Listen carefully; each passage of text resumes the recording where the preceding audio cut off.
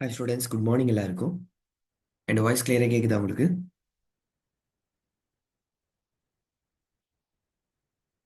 என் voice கிளியராக கேட்குதா students உங்களுக்கு?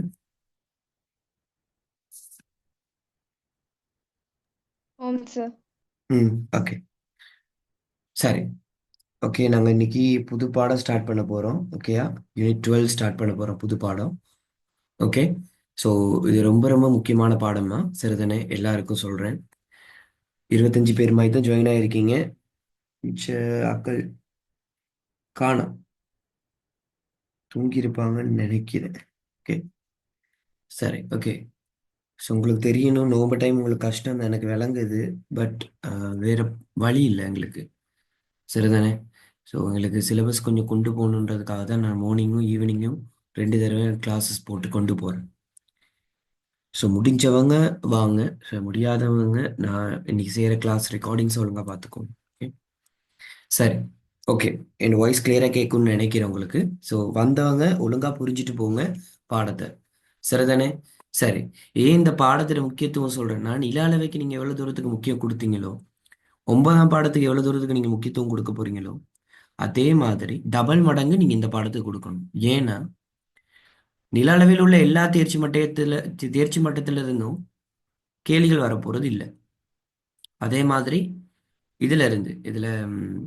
உணவுல இருந்தும் எல்லா தேர்ச்சி மட்டத்துல இருந்தும் கேள்வி வரப்போறது இல்லை. பட் இது அப்படி இல்லை. இதுல ஒவ்வொரு தேர்ச்சி மட்டத்துல இருந்து என்ன செய்யும், வருஷா வருஷம் என்ன நடக்குதுன்னு கேட்டீங்கன்னா கேள்விகள் வருது. அப்ப அதை ஒழுங்கா புரிஞ்சுக்கிட்டீங்களா இருந்துச்சுன்னா இது ஈஸியான ஒரு விஷயம். இது கஷ்டம்னு சொல்றதுக்கு ஒண்ணுமே இல்லை இந்த குறிப்பிட்ட இதுல. ஓகேயா? கஷ்டம்னு சொல்றதுக்கு எதுவுமே இல்லை இந்த குறிப்பிட்ட இந்த பாடத்துல. கஷ்டம்னு சொல்றதுக்கு எதுவுமே இல்லை. புரிஞ்சுக்கிட்டீங்கன்னா ஈஸி இந்த பாடம், அவ்வளவுதான் சொல்ல முடியும் என்னால. சரிதானே? ஓகே. இந்த பாடத்தை பொறுத்த வரைக்கும் பாக்குறதுக்கு ஓகேயா, இந்த பாடத்தை பாக்குறதுக்கு இந்த பாடத்துல கான்செப்டை புரிஞ்சுக்கோங்க. ஓகேயா? இந்த பாடம் எதுன்னு கேட்டீங்களா இருந்துச்சுன்னா, இந்த பாடத்துல பேர் பாத்தீங்களா இருந்தா பொறுமையப்படுத்து. இந்த பாடத்துல பேர் என்னது? பொறுமையப்படுத்து. ஓகேயா? சரி. இந்த பாடத்துல பொறுமையப்படுத்தல ஜஸ்ட்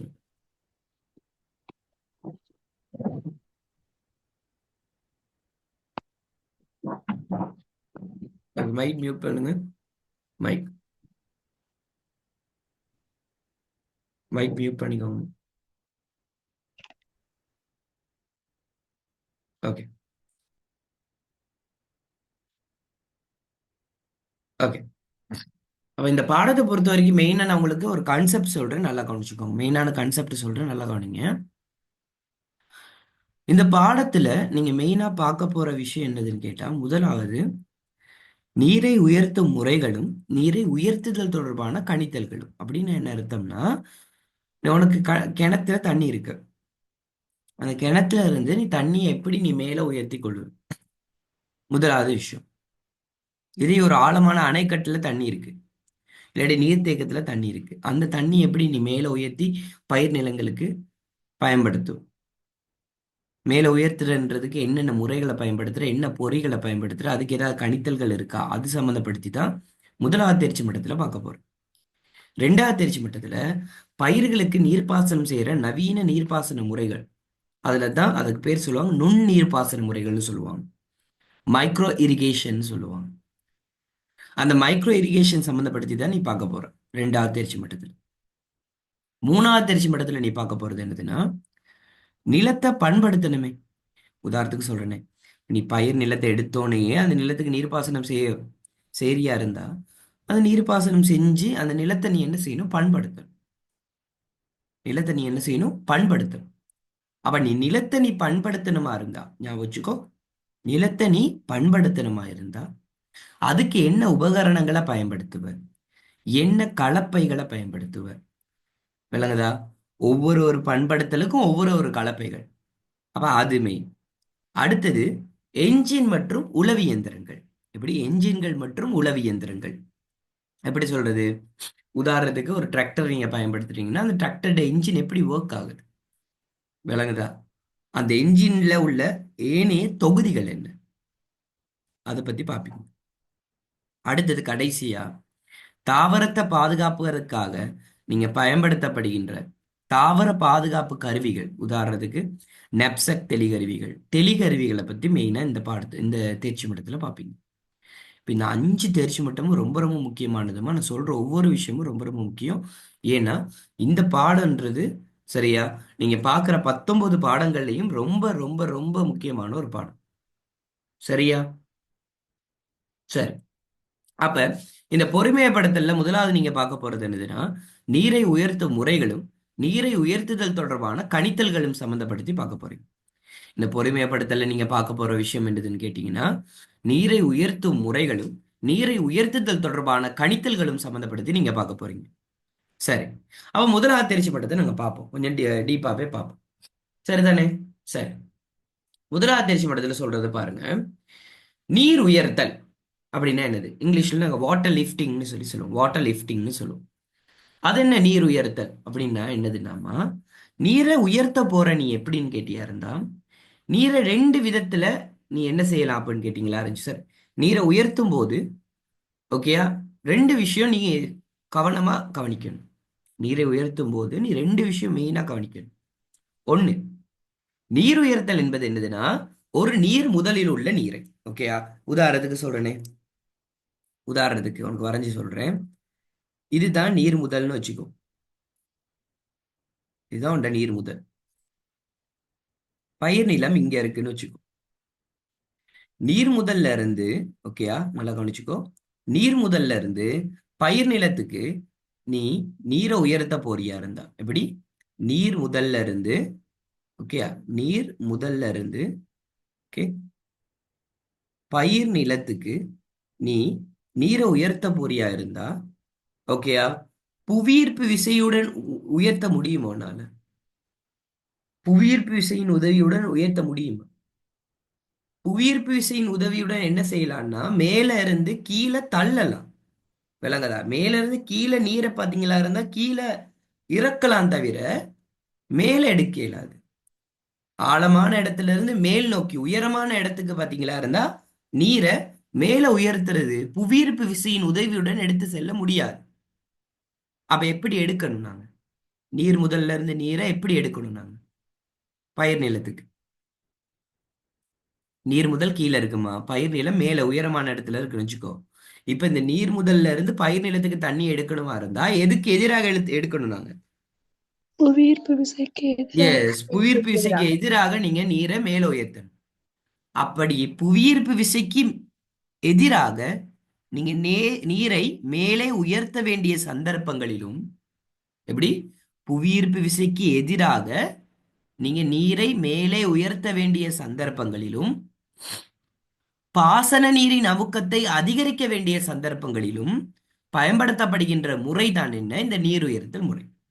அது என்ன சார், பாசன நீரின் அமுக்கத்தை அதிகரிக்க வேண்டிய சந்தர்ப்பம் அப்படின்னு கேட்டா, இந்த நீர் முதல்ல இருந்துமா தன் தண்ணியானது இப்ப மேல உயர்த்தப்பட்டுமா, நீங்க நினைக்கிற மாதிரி ஒரு பயிர் நிலத்துக்கு மட்டும் போகாது. நிறைய பயிர் நிலங்களுக்கு பாத்தீங்களா இருந்துச்சுன்னா போக போகுது. அப்ப யோசிச்சு பாருங்க, நிறைய பயிர் நிலத்துக்கு போக போகுதுன்னா இப்படி மேல கொண்டு வர நீர், ஓகே, மேல கொண்டு வர நீரை இந்த முதலாவது, ரெண்டாவது, மூணாவது இந்த பயிர் நிலங்களுக்கு நாங்க அனுப்பணுமா இருந்தா எவ்வளவு அமுக்கத்துல அதிக அனுப்பணும்ன்றது இருக்கு தானேமா. ஒரு குறிப்பிட்ட பிரஷர்ல அனுப்பும் போதுதான் என்ன செய்யும், அந்த தண்ணி எல்லா பயிர் நிலங்களுக்கும் என்ன செய்யும், போகும். வாய்க்கால் வழியாகவோ கால்வாய் வழியாகவோ நீங்க என்ன செய்யும், இது போகும், இது தண்ணி போகும்.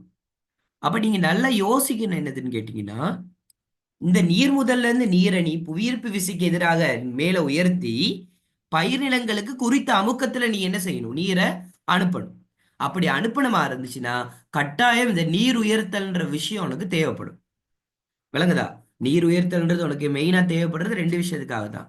ஒண்ணு, நீர் முதல்ல நீரை புவியீர்ப்பு விசைக்கு எதிராக உயர்த்துவதற்காகவும் பாசன நீரின் அமுக்கத்தை அதிகரிக்க வேண்டிய சந்தர்ப்பங்களிலும் தான் நீர் உயர்த்தல் மெயினா உனக்கு தேவைப்படுது. ஓகேயா? அப்ப நீர் உயர்த்தல் மெயினா உனக்கு எங்க தேவைப்படுது? நீர் முதலில் உள்ள நீரை மற்றுமோர் இடத்துக்கு அல்லது நீர் முதலில் உள்ள உயரமான ஒரு இடத்துக்கு, எப்படி, நீர் முதலிலிருந்து ஒரு உயரமான இடத்துக்கு, சரியா, நீரை புவியீர்ப்பு விசைக்கு எதிராக எடுத்து செல்ல வேண்டிய சந்தர்ப்பங்களில், இல்லாட்டி அதை வேற மாதிரி எழுதலாம், எப்படி, புவியீர்ப்பு விசையின் உதவியுடன் எடுத்து செல்ல இயலாத சந்தர்ப்பங்களில், பாசன நீரின் அமுக்கத்தை அதிகரிக்க வேண்டிய சந்தர்ப்பங்களில் பயன்படுத்தப்படுகின்ற முறையியலே எவ்வாறு அழைக்கப்படும்? நீர் உயர்த்தல் என அழைக்கப்படும். இதுல பேசிக் கான்செப்ட் புரிஞ்சுச்சா உனக்கு? நீர் உயர்த்தல்னா என்னதுன்னு பேசிக் கான்செப்ட் புரிஞ்சுச்சா? பேசிக் கான்செப்ட் புரிஞ்சுச்சா?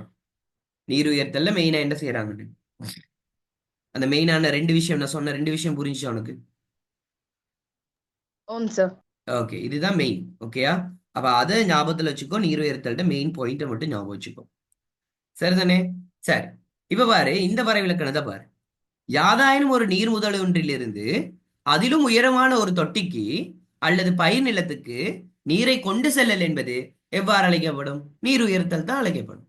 எப்படி? யாதாயினும் ஒரு நீர் முதலொன்றிலிருந்து அதிலும் உயரத்தில் உள்ள ஒரு தொட்டிக்கு அல்லது பயிர் நிலத்துக்கு நீரை கொண்டு செல்லக்கூடிய ஒரு பொறிமுறை என்பது நீர் உயர்த்தல். விளங்குதா? சோ சிம்பிளா நீ ஞாபகம் வச்சுக்கொள்ளலாம்.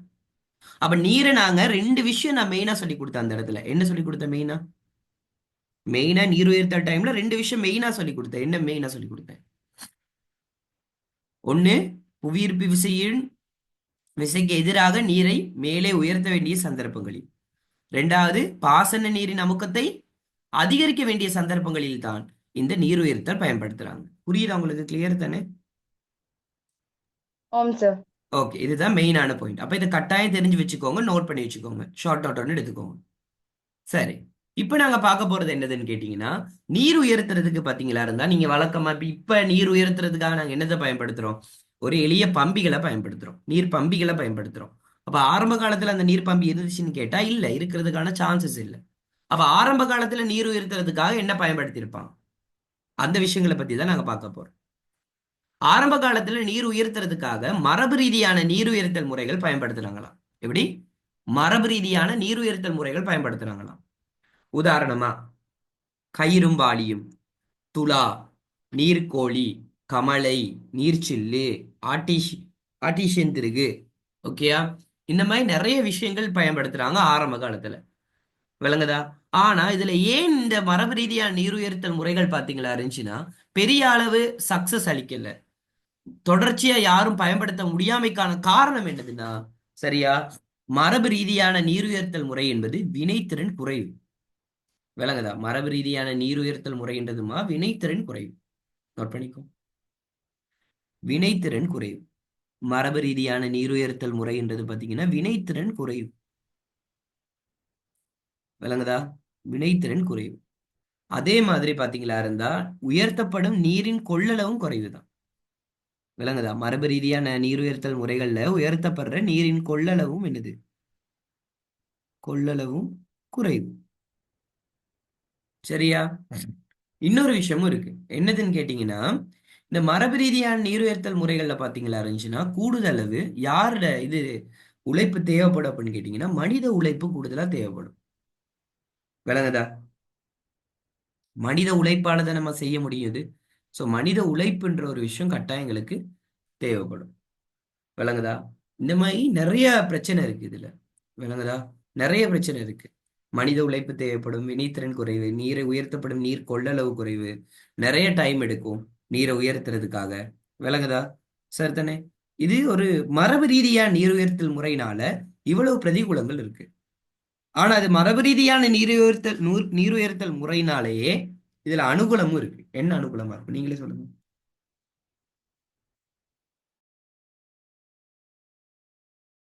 செலவு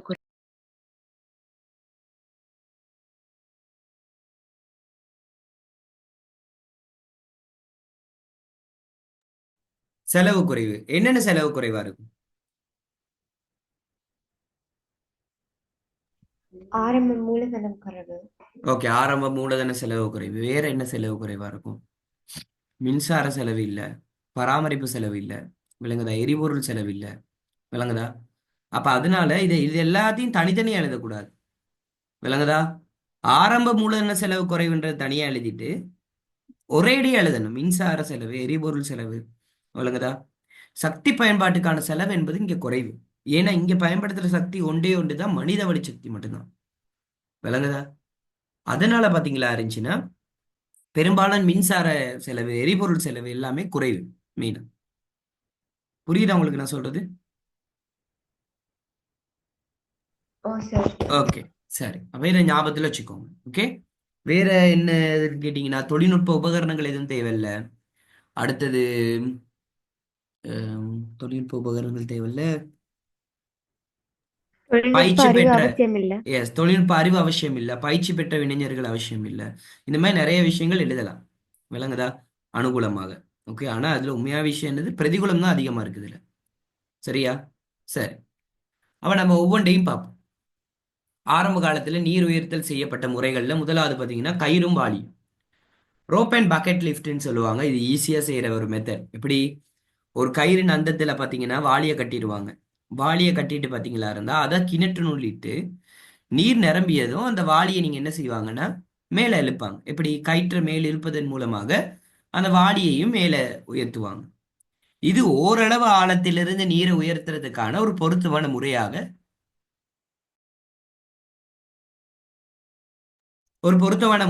காணப்பட்டது. சரியா? ஓரளவு ஆழத்திலிருந்து நீரை உயர்த்துவதற்கான ஒரு பொருத்தமான முறையாக இது காணப்பட்டது. கயிறும் வாளியும். அடுத்தது துலா. ஓகேயா? துலா இந்த படத்துல காட்டப்பட்டது பாருங்க. துலா விளங்குதா? துலா என்பது பாத்தீங்களா இருந்தா ஒரு முதலாம் வகை நெம்பின் ஒரு எளிய ஒழுங்கமைப்பாகும். எப்படி? ஒரு முதலாம் வகை நெம்பின் எளிய ஒழுங்கமைப்பு. இது மனித வலுவினால் செய்யப்படுகின்ற ஒரு விஷயம் தான். ஆனா என்ன, இதுக்கு ஒரு செட்டப் ஒண்ணு தேவை. என்ன செட்டப் அப்படின்னா என்ன அர்த்தம்னு கேட்டீங்கன்னா, ஒரு உறுதியான ஆதாரம் ஒன்று இந்த இருக்கு. இங்க பாருங்க, இங்க பாருங்க. ஒரு உறுதியான ஆதாரம் ஒன்று. அந்த உறுதியான ஆதாரம் ஒன்றுல சமநிலையாக இணைக்கப்பட்ட ஒரு கோல் ஒன்று இருக்கும். எப்படி? சமநிலையாக இணைக்கப்பட்ட ஒரு கோல் ஒன்று இருக்கும். ஒரு உறுதியான ஆதாரம் ஒன்றில் சமநிலையாக இணைக்கப்பட்ட ஒரு கோல் ஒன்று இருக்கும். ஓகேயா? ஒரு உறுதியான ஆதாரம் ஒன்றில் சமநிலையாக இணைக்கப்பட்ட ஒரு கோல் ஒன்று இருக்கும். சரியா? இந்த கோலை பாத்தீங்களா இருந்தா ஞாபகம் வச்சுக்கோங்க. சமநிலையா இணைக்கப்பட்ட கோல் ஒன்று இருக்கும். இந்த கோல்ட ஓகேயா, ஒரு பக்கம் ஒரு சுமை ஒண்ட தொங்க விட்டுருவாங்க. இப்படி ஒரு சுமை ஒன்று தொங்க விட்டுருவாங்க. சுமைன்னா என்ன அர்த்தம்? ஒரு பாரமான பொருளை அந்த கோலோட கட்டி விட்டுருவாங்க. அதே மாதிரி இதுல முன் பக்கத்துல பாத்தீங்கன்னா இப்படி நீட்ட ஒரு கயிறு.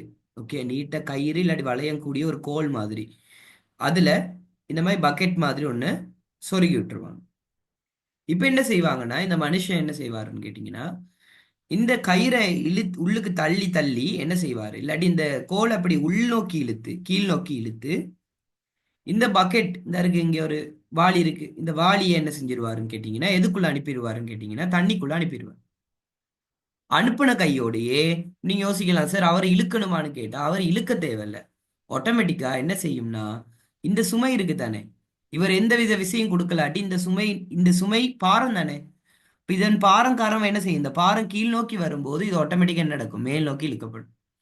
அப்புறம் அந்த வாளி எடுத்து இந்த வாய்க்கால்ல ஓகேயா, இந்த மாதிரி வாய்க்கால்ல ஊத்தி விட்டுருவாங்க.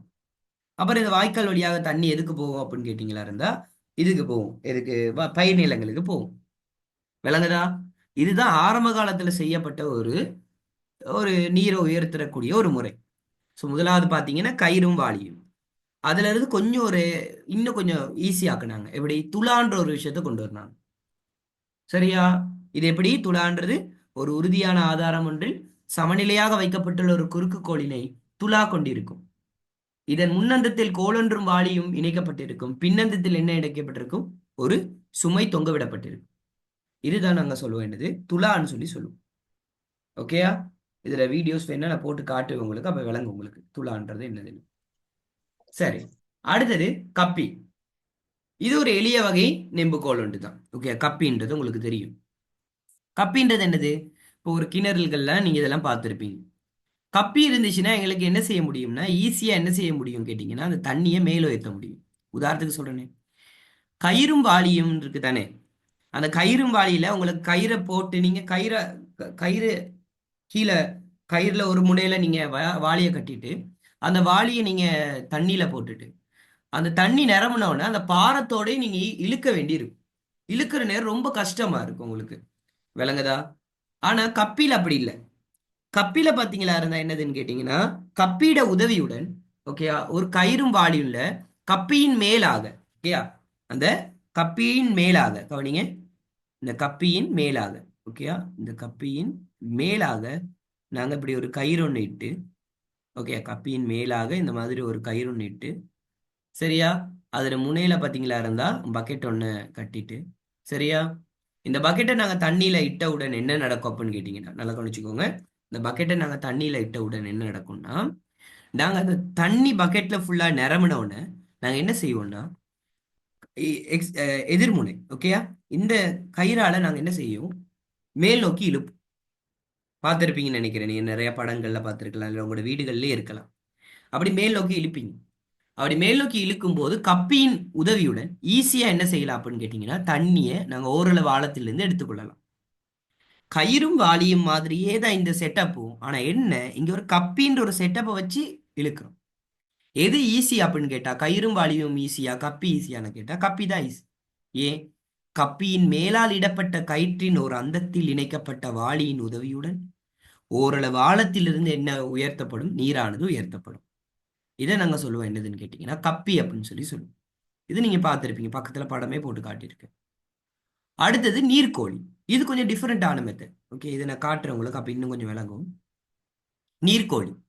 நீர்க்கோழின்றது என்னதுன்னு கேட்டா, நீர்க்கோழியினை நீர்ல இட்டு அதன் மறுமுனையை பிடித்து தள்ளுவதன் மூலம் நீர் வயலுக்கு என்ன செய்யப்படும், வீசப்படும். இங்க பாருங்க, இந்த படத்துல அந்த மனுஷன் என்னமா இருக்காரு, கையில வச்சிருக்காரு. இந்த மனுஷன் கையில வச்சிருக்கிறது தான் என்னது, நீர்க்கோழி. ஓகேயா, அப்ப அவர் அந்த நீர்க்கோழி என்ன செய்யறாரு அப்படின்னு கேட்டீங்களா இருந்தா, இதுல பிடிச்சு நல்லா கவனிச்சுக்கோ. நீர்க்கோழி என்ன செய்யறாரு, ஒரு இதுல பிடிச்சு அந்த நீர்க்கோழியால என்ன செய்யறாரு, தண்ணி எடுத்து வயல்ல போடுறாரு. அதாவது இங்க காணப்படுற தண்ணி எடுத்து இங்க உள்ள வயல்ல உள்ள வாய்க்காலுக்கு போடுறாரு. விளங்குதா? இங்க உள்ள தண்ணி எடுத்து, சரியா, வயல்ல உள்ள வாய்க்காலுக்கு இப்படி போடுறாரு. இதுதான் நீர்க்கோழின்னு சொல்லி சொல்லுவாங்க.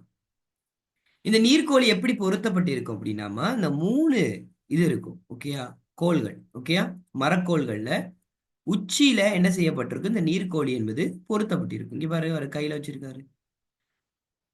இந்த நீர்க்கோழி ரொம்ப பாரம், ஆனா அவர் ஈஸியா அசைக்கக்கூடியதா இருக்கும். ஏன் அப்படின்னு கேட்டா, ஒரு ஊஞ்சல் மாதிரி, ஒரு ஊசல் மாதிரி அசையக்கூடியதா இருக்கும். ஏன், இங்க ஒரு கயிறை கட்டி தான் இந்த இதை அசைக்க போறாரு. விளங்குதா?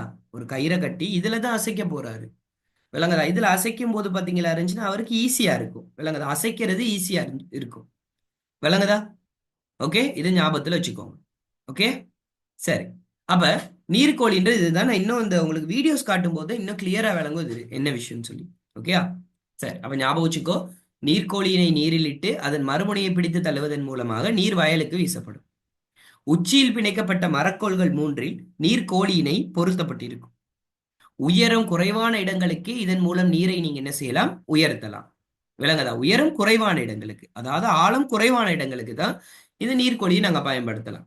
விளங்குதா? இது வினைத்திறன் குறைவான முறை, குறைந்த பணச்செலவு, தொழில்நுட்பம் தேவையில்லை, எரிபொருள் செலவின்மை, சூழல் மாசடையாது. இது எல்லாமே என்னது இந்த முறைகள்ல? அனுகூலம். எஸ், அனுகூலங்கள். எஸ். இந்த முறையிட இது அனுகூலமாக இருந்த போதிலும் வினைத்திறன் குறைவான முறை, ஓகேயா, ஊழிய மனித உழைப்பு தேவைப்படுறது, ஓகேயா, தொழில்நுட்ப தொழில்நுட்ப இதெல்லாமே என்ன சொல்றது, பெரிய அளவுல என்ன சொல்றது, வினைத்திறன் குறைவு, மனித உழைப்பு தேவைப்படுறது, என்ன சொல்றது, ஓரளவு ஆழத்திலிருந்து தான் நாங்க என்ன செய்து கொள்ளலாம், நீரை நீரை நாங்க எடுக்க முடியும். எடுக்க முடியும். இந்த மாதிரி விஷயங்கள் எல்லாமே பாத்தீங்களா இருந்தா என்னதுக்குள்ள வரும், பிரதிகூலம். பிரதிகூலத்துக்குள்ள வரும். இதுதான், இது பொதுவாவே எல்லாத்துக்கும் வரும்மா, பிரதிகூலத்துக்குள்ள. பொதுவா எல்லாமே அனுகூலத்துக்குள்ள வரும் இது எல்லாமே. ஓகே, சரி. நீர்க்கோழினா இப்படிதான் இருக்கும். அடுத்தது நீர்ச்சில்லு. ஓகே, இந்த நீர்ச்சில்ல நாங்க சொல்லுவோம் என்னதுன்னு கேட்டா பலவாளி சுத்திரம்னு சொல்லி சொல்லுவோம் நாங்க. இதுக்கு பேர் சொல்லுவோம் பலவாளி சுத்திரம்னு சொல்லுவோம், நீர்ச்சில்ல. ஓகே, பலவாளி சுத்திரம்னு சொல்லி சொல்லுவோம், பலவாளி சுத்திரம். அது என்ன சார் பலவாளி சுத்திரம் அல்லது நீர்ச்சில்லு அப்படின்னா என்ன அர்த்தம்னா, சிம்பிள் தியரி. நீர் சில்லமா ஒரு சில்லுல மேற்பரப்புல பாத்தீங்கன்னா இந்த மாதிரி பக்கெட்ஸ் இருக்கும். இந்த மாதிரி பக்கெட்ஸ் இருக்கு. இந்த சில்லு என்ன செய்யும்னா, கீழே உள்ள, நல்லா கவனிச்சுக்கோ, கீழே இருந்து உள்ள நீர் முதல்ல இருந்து என்ன செய்யும் அப்படின்னு கேட்டியா இருந்துச்சுன்னா, தண்ணியே எடுக்கும். அந்த எடுத்த தண்ணி அப்படியே என்ன செய்யும்னா, அப்படியே சுத்தி சுத்தி கொஞ்சம் கொஞ்சமா சுத்தி சுத்தி சுத்தி சுத்தி மேல் நோக்கி கொண்டு வந்து ஒரு சின்ன வாய்க்கால் மாதிரில என்ன செய்யும், கொட்டி விட்டுரும். அந்த வாய்க்கால் வழியாக என்ன செய்யும் கேட்டியா இருந்தா தண்ணி ஒவ்வொரு வயல் நிலத்துக்கும் என்ன செய்யும் போகும். இதுதான் நீர்ச்சில்லு. விளங்குதா? இந்த நீர்ச்சில்லன் சிலவங்க மனித வலுவால் இயக்குற நீர்ச்சில்லும் இருக்கு, விலங்கு வலுவால் இயக்குற நீர்ச்சில்லும் இருக்கு. விலங்கு வலுவால நீர்ச்சில்லு இயக்கும் போது அதுக்கு பேர் என்னதுன்னு கேட்டா கமலைன்னு ஒண்ணு இருக்கு. நான் உங்களுக்கு காட்டுவேன், கடைசியாக தான் காட்டுவேன். கமலைன்னு ஒண்ணு இருக்கு. அது விலங்கு வலுவால இந்த நீர்ச்சில்லை இயக்கி நாங்க நீரை மேல உயர்த்துற ஒரு மெத்தட். நீர்ச்சில்லுன்றது ஒரு பெரிய விஷயமே இல்லம்மா, ஒரு சக்கரம். அந்த சக்கரத்தை இயக்கிறதுக்கு மனித வலு அல்லது விலங்கு வலு தேவை. அந்த சக்கரத்தை சுழலச் செய்து நீர் நிரப்பிய கிண்ணங்களை மேலே உயர்த்தி பின்னர் மேலே உயர்ந்த கிண்ணங்களில் இருந்து நீங்க என்ன செய்யப்படும், நீரானது ஊற்றப்படும். எங்க ஊற்றப்படும்? ஒரு வாய்க்காலுக்கு ஊற்றப்படும். விளங்குதா? ஒரு கால்வாய் மாதிரி, அதாவது ஒரு வாய்க்காலுக்கு ஊற்றுனாங்கன்னா அந்த வாய்க்கால் வழியாக என்ன செய்யும், தண்ணி விளைநிலங்களுக்கு போகும். எங்கடா, அதாவது பயிர் நிலங்களுக்கு போகும். விளங்குதா? இதுதான் நீர்ச்சில். இது ஆரம்ப காலத்துல பயன்படுத்தின ஒரு மெத்தட்ஸ். சரியா? அடுத்தது பட்டை, ஸ்விங் பாஸ்கெட்னு சொல்லுவாங்க. இந்த நீர்க்கோழின்னு பாத்தீங்க தெரியுமா, அதே மாதிரி மெத்தட் தான் இங்கேயும். இங்க என்ன செய்வ, ரெண்டு பேர் தேவை பட்டைக்கு. பட்டைன்ற ஒரு உபகரணம் ஒண்ணு இருக்கு. ஓகேயா? ஓகே, ஈஸியா அசைக்கக்கூடிய ஒரு உபகரணம் ஒண்ணு இருக்கு. ஓகேயா? சோ அந்த பட்டைன்ற உபகரணத்தை பயன்படுத்தி, சரியா, இங்க காணப்படுற நீரை சரியா எடுத்து என்ன செய்வாங்க, ஒரு வாய்க்காலுக்குள்ள வழியாக என்ன அனுப்பிடுவாங்க. நீங்க யோசிக்கணும், வாய்க்கால்ன்றது எப்பயுமே எதை நோக்கி சாய்வா இருக்கும்? ம் வாய்க்கால் அமைக்கும் போது எதை நோக்கி சாய்வா இருக்கும்? சற்று பயிர் நிலங்களை நோக்கி. பயிர் நிலங்களை நோக்கி சாய்வா இருக்கும். ஏன் சற்று சாய்வா இருக்குன்னா அப்பதான் இலகுவாக எந்தவித அமுக்கமும் இல்லாம, விளங்குதா, எந்த பிரஷரும் இல்லாம என்ன செய்யும், இலகுவாக என்ன செய்யும், இலகுவாக அந்த நீரானது என்ன செய்யும், அந்த குறிப்பிட்ட சாய்வுல என்ன செய்யும், வழிந்தோடும். விளங்குதா? சோ ஆரம்ப காலத்துல இந்த மெத்தட் தான் அவங்க பின்பற்றினாங்க.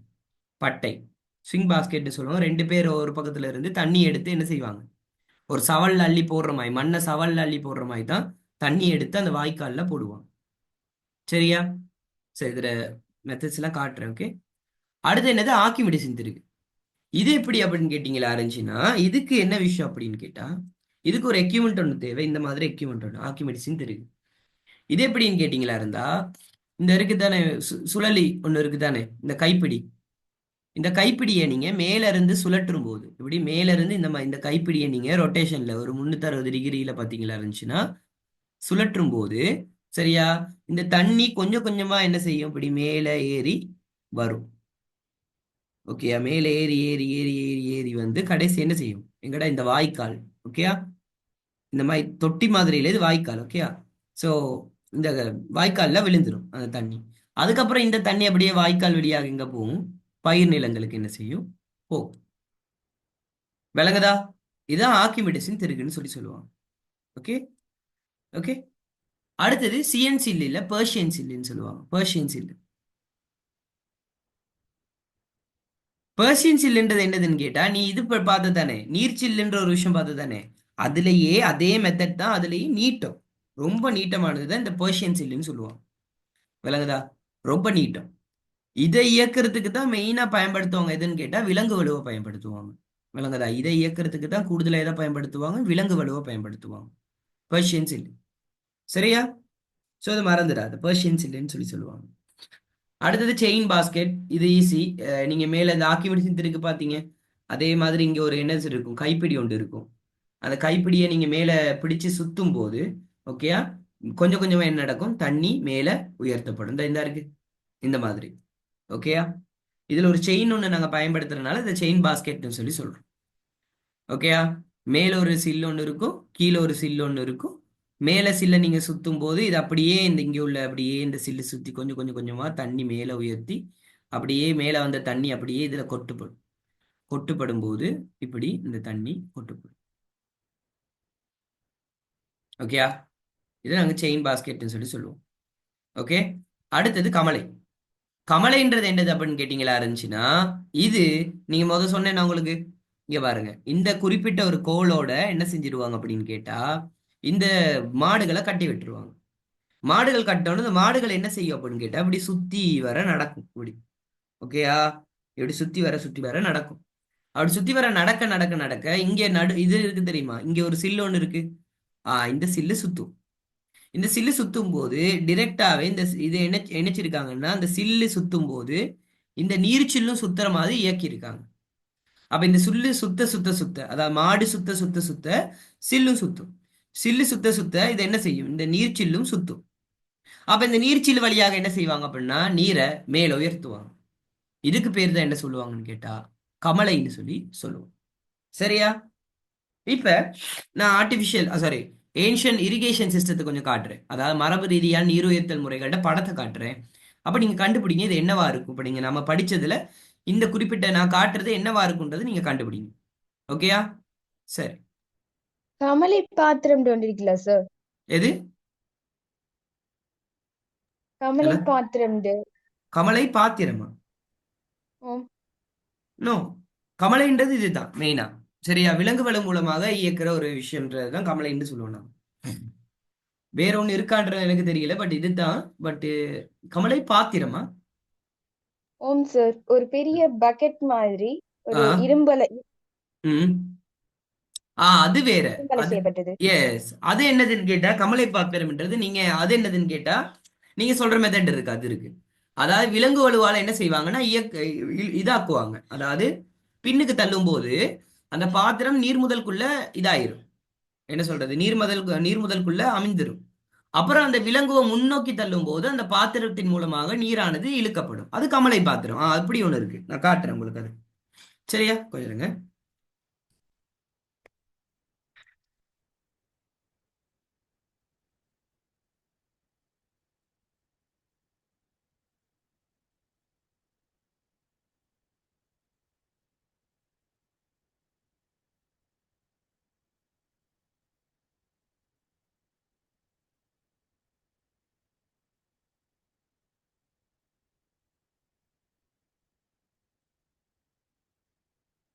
ஓகே.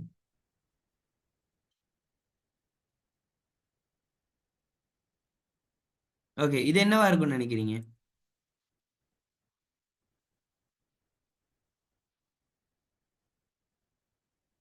விலங்குதா இது உங்களுக்கு? நீர்க்கோழி. இது என்னவா இருக்கும்? நீர்க்கோழி. ஆ? நீர்க்கோழி. ஓ, நீர்க்கோழி. ஓகேயா? நீர்க்கோழி மாதிரி ஒரு அமைப்பு தான் இதுவும். ஓகேயா? சரிதானே? அங்க பாத்தீங்கன்னா விளங்குதா உங்களுக்கு இதுல?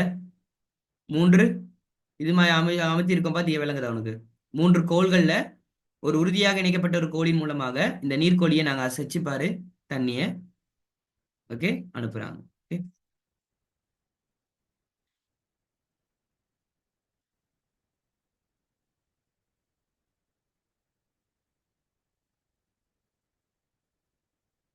ஓகே, இது என்னதுன்னு பாரு.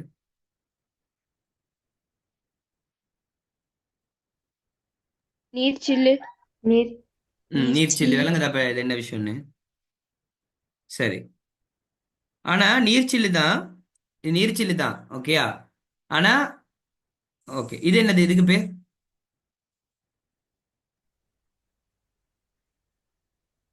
விளங்குதா? இங்க பாரு இவ்வளவு பெருசா இருக்கு பாத்தியா?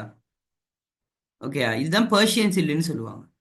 இந்த பெர்ஷியன் சில்ல என்ன செய்யறாங்க அப்படின்னு கேட்டியா இருந்துச்சுன்னா எதன் மூலமா இயக்குறாங்கன்னு கேட்டியா இருந்தா விலங்குகள் மூலமா இயக்குறாங்க. இது நாங்க கமலைன்னு கூட சொல்லிக் கொள்ளலாம். ஓகேயா? ஓகே. ஓகே, விலங்குதா? அப்ப நான் பெர்ஷியன் சீல் காட்டிட்டு இருந்தேனே உங்களுக்கு. ஓ சார். விலங்குதா? இந்த இருக்கு, இதுதான் கமலை. இந்த இருக்கு, இங்க பாருங்க. இங்க பாரு, இங்க பாரு எப்படி விலங்குது பத்தியா? இது இன்னும் இந்த பஞ்சாப் மாநிலங்கள்ல எல்லாம் இது பயன்படுத்திட்டு வராங்களாமா இன்னும். இங்க பாரு, இன்னும் அந்த மெத்தட் இருக்கா. இங்க பாரு, மாடை சுத்தி வர இதாக்குவாங்க. இங்க பாரு அந்த தண்ணி அங்க இருந்து எடுத்துக்கொள்வோம். ஓகே. இந்த இது என்னது மெத்தட்னு சொல்லு இது. இங்க பாரு,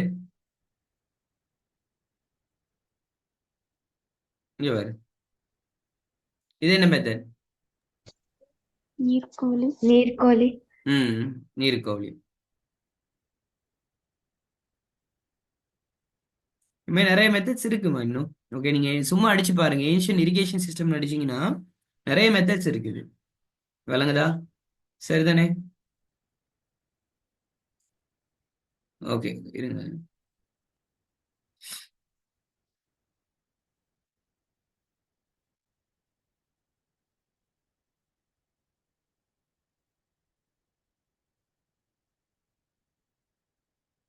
இது என்னவா இருக்கும்? இந்த மெத்தட் இந்த இருக்கு இந்த படத்துல காட்டப்பட்டது.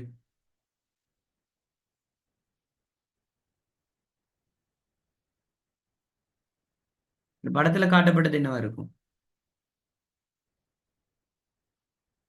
விளங்குதா இந்த படத்துல? என்னன்னு விளங்குதா இங்க? இந்த படத்துல ஓ சார். காட்டப்பட்டது என்னவா இருக்கும்? துலா தானே? துலா. துலா. துலா. இந்த இருக்கு நீங்க சொன்ன அந்த இது கமலை பாத்திரம்னு சொன்னீங்க. இதுதான் அந்த கமலை பாத்திரம்.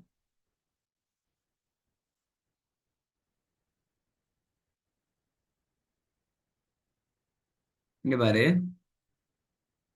விளங்குதா? இந்த ஓட்ட வழியா தண்ணி எங்க போயிரும்? வயல் நிலத்துக்கு போயிரும். இந்த இருக்கு.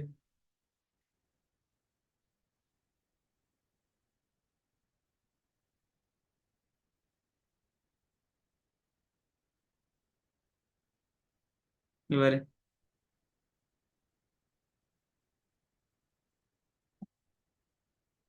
இது கமலை பாத்திரம் மாதிரி நீங்க சொல்லலாம். ஓகே, இதுக்கு பேர் என்னது? இதுக்கு மேல என்னது?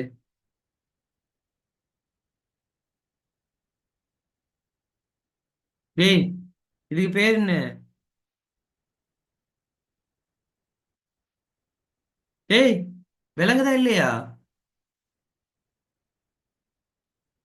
எவன் அந்த வீடியோ விளங்குதா இல்லையா?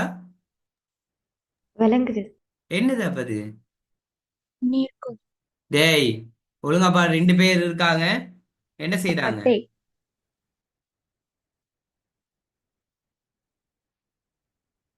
விலங்குலையே 2 பேர் இருந்து இப்படி தள்ளிக்கிட்டு இருக்காங்க. அதுக்கு பேர் என்னம்மா? பட்டை. பட்டைன்னு ஒரு விஷயம் சொல்லி கொடுத்தேன். இந்த விளங்குதா?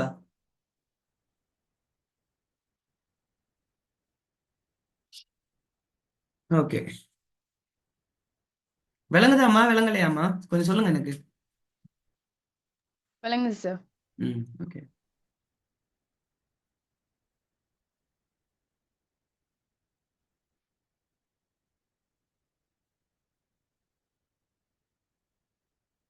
இருங்க அப்படியே சில சில சில மெத்தட்ஸ் கொஞ்சம் இருக்கு, அதை காட்டிடுறேன் உங்களுக்கு.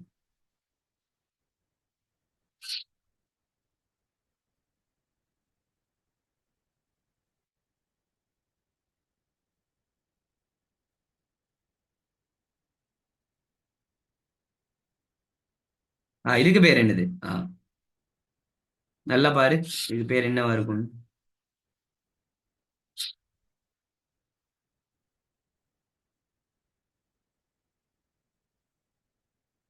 இதுக்கு பேர் என்னவா இருக்கும்? நல்ல யோசி. துலா. துலா. எஸ். துலா. பாத்தியா எப்படி செய்யறாங்கன்றது? ஓகே, துலா. இதுக்கு பேர் என்னதுன்னு பாரு.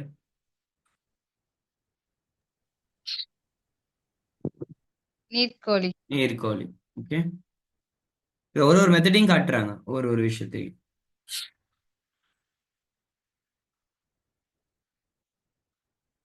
இதுக்கு பேர் என்னது?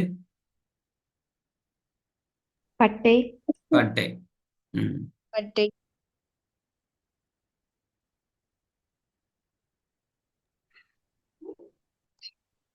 இதுவும் பட்டை தான். இங்க பாரு, இந்த மாதிரி தண்ணியை உயர்த்தி ஊத்தி போடுறது.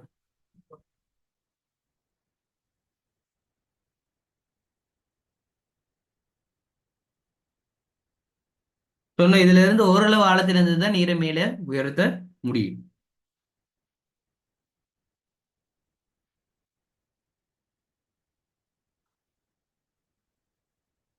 ஓகே, அவனுக்கு விளங்கி இருக்கும்னு நினைக்கிறேன். ஓகேயா? சரி, இதுதான் என்னதுன்னு கேட்டியாருதான் மரபு ரீதியான நீர் உயர்த்தல் முறைகள்னு சொல்லி சொல்றாங்க. சரியா? அப்ப என்னென்ன மரபு ரீதியான நீர் உயர்த்தல் முறைகள் என்னென்ன பாத்தீங்க? இப்ப மரபு ரீதியான நீர் உயர்த்தல் முறைகள் என்னென்ன பாத்தீங்க?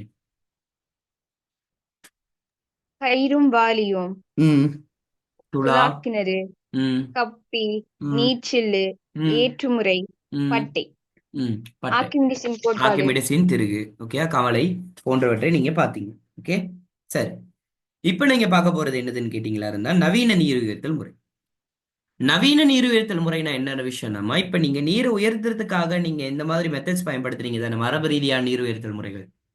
அதை கன்செப்டா வச்சுக்கொண்டு இவங்க என்ன செய்வாங்க அப்படின்னு கேட்டீங்களா இருந்தா, ஒரு பொறி, ஓகே, ஒரு பொறி, ஒரு நீரியல் பொறி, ஹைட்ராலிக் ஒரு மெஷின், ஒரு ஹைட்ராலிக் மெஷினாக நாங்க பயன்படுத்தப்படுகின்ற ஒரு நீர் பம்பி, விளங்குதா, ஒரு நீர் பம்பி தான் நாங்க பயன்படுத்துறோம். அப்ப நீர் பம்பி என்பது எதுக்குள்ள வரும் அப்படின்னு கேட்டா நவீனத்துக்குள்ள வரும், நவீன நீர் உயர்த்தல் முறைகளுக்குள்ள வரும். சரி, அப்ப இது நீர் பம்பி அப்படின்றது என்னது அப்படின்னா, முதல் ரெண்டு விஷயம் சொல்லி கொடுத்த ஞாபகம் இருக்கு உனக்கு? இது நீர் உயர்த்தல் முக்கியமான ரெண்டு விஷயம் சொல்லி கொடுத்தேன். என்னென்ன ரெண்டு விஷயம், ரெண்டு பாயிண்ட்ஸ் மெயினா? புவியீர்ப்பு திசைக்கு எதிராகவும் புயல் விசைக்கு எதிராகவும் அமுக்கத்தை அதிகரிப்பது. அமுக்கத்தை அதிகரிப்பதற்காக நாங்க செய்யப்படுகின்ற முறையியல் தான் என்னது, நீர் உயர்த்தல்.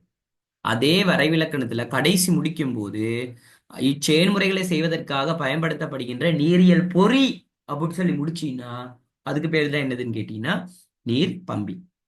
அதுக்கு பேர் தான் என்னது, நீர் பம்பி.